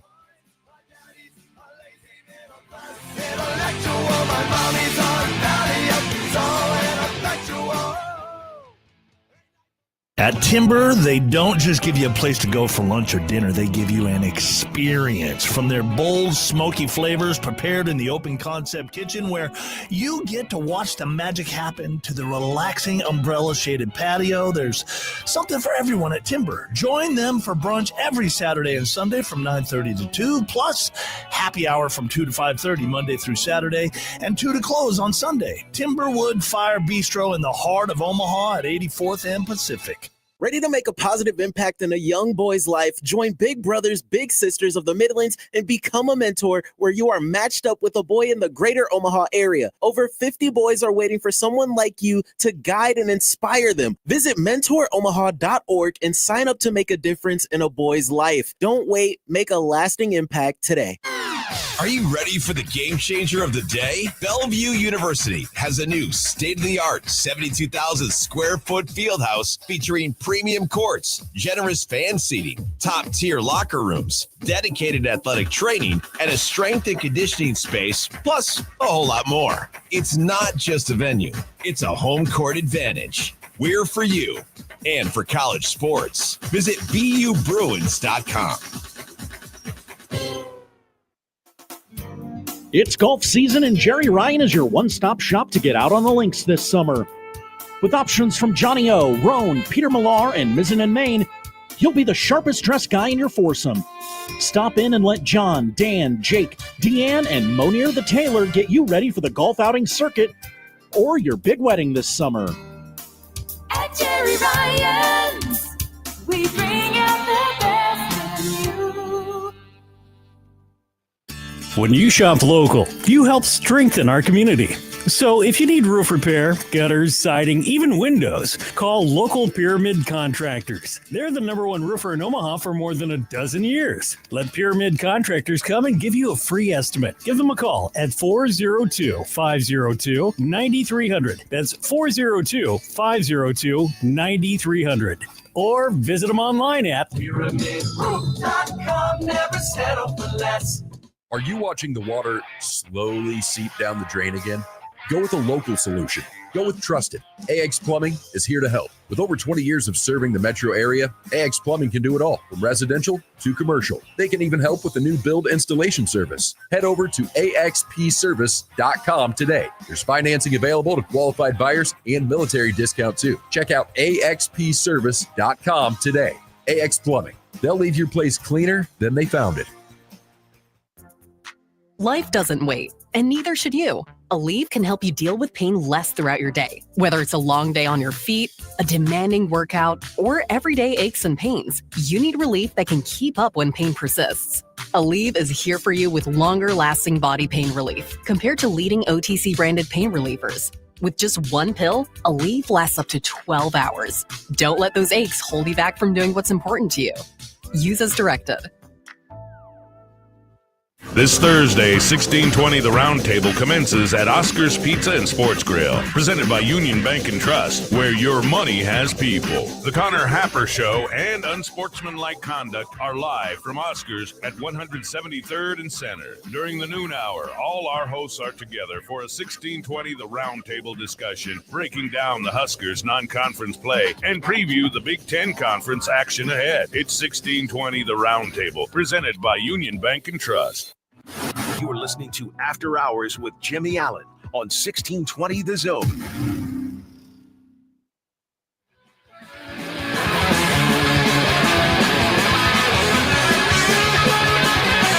Wrapping up the After Hours Lounge on a Taste Test Tuesday. Don't forget to head over to our Twitter page and retweet the gift. Enter yourself in the drawing to win a $25 gift card to Pasta More tonight. Check out PyramidRoof.com for your free estimate for your windows, your roof, your gutters, your siding. If they do it all, check out PyramidRoof.com tonight. Terrence Bud Crawford did exactly what he told Canelo Alvarez he was going to do to him. He stomped a mud hole in his ass and walked it dry. Outclassed him in every way. And I tweeted this out, and I think this perfectly describes how that fight went. Canelo was fighting. Crawford was boxing. Yeah. And for everybody that said, yeah, but what if Canelo hits him flush? And what if this and what if that? It took me back to 2 years ago in the press tour for Spence Crawford. And when Errol Spence was telling him about all the things he was going to do to him, Bud responded with, but you think I'm going to stand there and let you do that to me? And I think we forget what makes Bud special, what made Floyd special, was their inability to be hit. Yeah. And it's what makes them, and listen, I think Mayweather's probably the greatest counter puncher of all time. I think Bud Crawford might be second, if not 1A in that category for that reason. And not necessarily just in a counter standpoint, but a counter of offense, not counter punching, but being able to decipher what the other, what your opponent is doing and respond accordingly to it. This was a masterclass by Brian McIntyre and Terrence Crawford on Saturday night. And it got me to thinking, not what's next. I think the biggest question about Terrence Crawford right now that we may never get the answer to, but I think it's a question that is worth answering. And I don't mean this in a rematch standpoint. I mean this in a stance of, were they playing chess while everybody else was playing checkers? I think the biggest question mark about Terrence Crawford and his resume right now, what was the Madrimov fight? Were they it's one of three things, right? It's were their styles just too similar and it just became what it was because of their inability for both of them to press forward because of the way they fight. Now, I think that's the most logical answer. The other answer is, did they take a fight with a bigger guy and play coy about it to draw out Canelo Alvarez and make him feel more comfortable taking that fight? Because in hindsight now, doesn't it kind of feel that way? He struggled with Madrimov's power, admittedly, in a press conference. Canelo Alvarez hit him flush in the face, 3 weight classes heavier, and he walked straight through it. Now, obviously, there's a little more adrenaline in your veins when you're fighting Canelo Alvarez versus Madrimov in LA. But I kind of wonder if that fight went the way it went by script. And I'm not saying that it was fixed or anything like that. I just wonder if they said, we got to make this look competitive if we want to get the biggest fish possible. It's tough to get me there. It's tough to get me all the way to that point, I guess. I honestly, I wasn't even thinking about the Madrimov fight. It looked on Saturday night like Bud Crawford said, "You want to fight this way? I'll beat you. If you want to fight that way, I'll beat you. He had an answer You want for to everyone. fight a different way? I'll beat you there too." Because there were 3 phases of that fight. Like early on, Bud was ducking and slipping and sticking the jab and moving a lot. And then the middle portion of the fight, Bud said, "I'm going to stand in front of you and see He was if the you can aggressor. see if you can Yeah. hit me. I'm going to stay in the pocket." Yeah, for everybody you on can't the, he touch was me. for everybody that he was on the running train. Watch rounds 4 through 9. By the way, And he stood right in front of him, and like in a phone booth was slipping and returning fire. Yeah, he was boxing. And then at the end, he's like, "I'm going to try to knock you out." His corner told him, "Hey, you're probably up, but you need like," and it showed on the cards. He needed to win that fight. And I had people texting me, tweeting me, messaging me, "Hey, he's just going to try not to get knocked out here." No. Right? But I think that was the common sense answer, right? It's like, okay, on paper and everybody else's scorecards, other than apparently the 3 people it mattered to, he was up and he was up convincingly. Heading into the 11th, I had scored 8-2 Crawford, or 9-3 Crawford, heading into the last round and 8-2 into the 10th or into the 11th. So on paper, he should have been able to coast. But that's just the professionalism of Brian McIntyre, who, by the way, had 2 fighters on that card that put out masterclasses because the semi-main was an absolute delivery of the gods. We're going to get a second one of that match, by the way. But I don't think we like. I thought we were going to come in here on Tuesday and have a conversation about there's no debate anymore. But everything I saw on social media about him running and ducking, like, can we stop? Can we just like Those are stupid people, and it the- was not the overwhelming opinion. It's not. But like I just thought that if he did what he did on Saturday, and I thought it didn't even think it had to be as impressive as it was, that it would just be undeniable. This is a 1-of-1 fighter ever. Yeah. Nobody has even come close to doing what he has done. Well, now. do you even so? Do you think other fighters haven't just tried to run away from Canelo for 12 rounds? They got knocked out. And he ran through them, by the Yeah. way. But I will say this, like, not to lessen what Bud did, but when you go back and you look at Canelo's 4 losses, the footwork and the boxing IQ of who he lost to is staggering in comparison, right? Like, I mean, he clearly he's just very flat-footed and very, very driven by power. Dan, your thoughts? Yeah, so I wanted to go back to the thing that you said about the Madriamov fight, because that got me thinking a little bit. I will not say that it was like a fix, but I will say if it was a moderate scam job, quote unquote, to pull Canelo out of the fold and say, "Hey, It's genius, isn't it? come on and fight me," Crawford got way more tuned up in that Madriamov fight. It wasn't close. Than he did in this Canelo fight, which Bomac, being as smart as he is, probably said, "Hey, if you go in there and you take a couple hits, get a little tuned up, that gets the guy who's a little bit bigger than you, has a little bit more power, gets him saying, maybe I would actually take this fight." You still get the win, Helps the Turkey Al Sheik, wrote a pretty big check. but you get tuned up a little bit, and you get your face knocked around, you get a little bit more lumpy. After this fight, when I saw Bud's face when they raised his hand, I was like, ooh, he's not looking as lumpy as he did after that Madriamov Yeah, fight. the only mark he really had on his face was the cut over his eyebrow from the headbutt. And the other thing I want to point out real quick, John, sorry, is the whole running thing. It's funny because that 4th round, like you mentioned, that was the first round that I legitimately Scored was Canelo like, as a winner. that I was like, that was Canelo's round. To the judges, though, I think the first round was such a wash. If you wanted to give that to Canelo, fine. This is my point about the scorecard. Yeah. To my eye, Bud won 9 rounds.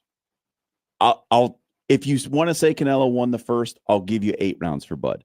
None less than that. It was. But the judges had him winning 6. I know. Minimum, it's 8-4. Or 7-5. Minimum. It was 7-5 on 2 cards. Yeah. And a draw on the 3rd, by the way. No, it wasn't a draw. Or no. Yeah. I'm sorry. One card had him winning 8. The unofficial 4th judge had it ruled as a draw. That's what it was. So the AI judge. Yeah. So 2 cards had it 7-5. 1 card had it 8-4. 8-4, I'm fine with, because I think, as you say, first round can go either way. 115, 113, though. On what planet? Like, Yeah. what were you watching? I don't want to hear different angles. We talk about this a lot in basketball, like point shaving and NIL and guys gambling and stuff. Like, I really I think it's very suspicious that oftentimes the judges score towards the favorite, the betting favorite. Like, now there's a couple, like, it's not just betting, right? It's the draw. Like, Canelo got the large sides of the purse because he's Canelo Alvarez and a well, national celebrity. The other thing and is a global wide celebrity. The in-arena favorite, because like judges Listen are to the crowd. human, and there's a bigger reaction when the guy who has more fans in the stands connects on a punch than when the other guy does. I'll say this though, when Bud landed a couple, like, you could hear pretty overwhelmingly positive reaction from that too. So I think there's something to it, but I don't know on what planet anybody could have scored that And 115, 113. Even though it was a heavily pro Canelo crowd. For anybody that doesn't know what that means, by the way, that means Bud only won 7 rounds. There's no way in hell he lost 5 rounds of that fight. He won 8 and probably 9. So at the end of the fight, even though it's a heavily pro Canelo crowd, they cheered when they announced Bud, like an overwhelming cheer. Because everybody's eyes told them who won Everybody the fight. there knew that he absolutely won that fight without a Because question. people were even texting me even after, like he won, right? And I was my score. I don't think it was close, but I knew the fact that it was Vegas, it was Canelo, and I knew what it meant for. But like, I was like, there's no way they're gonna do. The only thing I was worried about was the draw scenario. Yeah, to force the rematch, which I'm sure that's never been rigged before, and they would never do that in the history of boxing. But with that being said, I don't think he fights Canelo again. I don't think so either. I I don't don't think think- Canelo wants that fight again. There's no, like, it was always the discussion about the Gamboa fight because Gamboa kind of caught Bud and he rocked him a little bit. He didn't knock him down, but he rocked him. And like, people were like, well, does he take that fight again to kind of silence those doubters? It was like, but he won convincingly, and that Yeah. was the reason. He not knocked to. him out. Yeah, yeah, in decisive factor, right? Like, and anybody like that he is not knocked out but finished strongly against. Like, a lot of people thought he should have refought Sean Porter because his dad stopped it or whatever. But like, he convincingly beat Canelo Alvarez despite what the card said. Like, neither one of them want that fight again. And if you listen to Canelo in the press conference, he knew that it wasn't close. Like, his comments, he even said, like, I couldn't figure him out. I tried my best. I tried to do what I could. I couldn't figure him out. I couldn't get the job done. Look at his face when he got tagged. That is not a person who is sitting there in doubt of the scorecard. Like, not at all. I have one person in my life who legitimately like cares about boxing only because it's Bud Crawford. The next morning, I got a knock on my front door and, all right, so what is this official scorecard? 115 to 113. Like, what does that mean? What does that actually mean? And I was like, it means Bud Somebody's won. really bad at their job. It means that Bud won by a lot less than you think it did. I looked at her in the face and I said, you watched the fight from round 1 to round 12.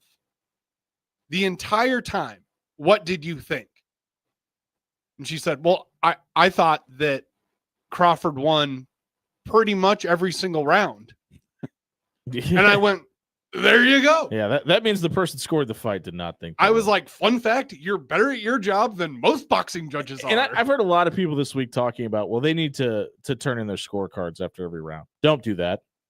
Don't do that. That will change the fight more than it needs to. Like, and not just like for my sake. That will make the sport of boxing completely different than what it is. Yeah. And I'm not here for that. Hey, if you missed any of the show tonight, check it out on our radio replay page on 1620thezone.com. It was brought to you by Aloe Fiber. Listen, I've had Aloe Fiber in my home for over a year. We've seen a dramatic difference. We don't ever see buffering on our screen. We can run multiple devices. All my kids have iPads. They're on them. I'm doing show prep. We're watching TV. Nothing slows down. If you have any of those problems, check out AloeFiber.com tonight and get out of the Stone Age. For John Schreiner, Dan Campen, and I've been Jimmy Allen. Happy National Guacamole Day, everybody. Just give me nacho cheese.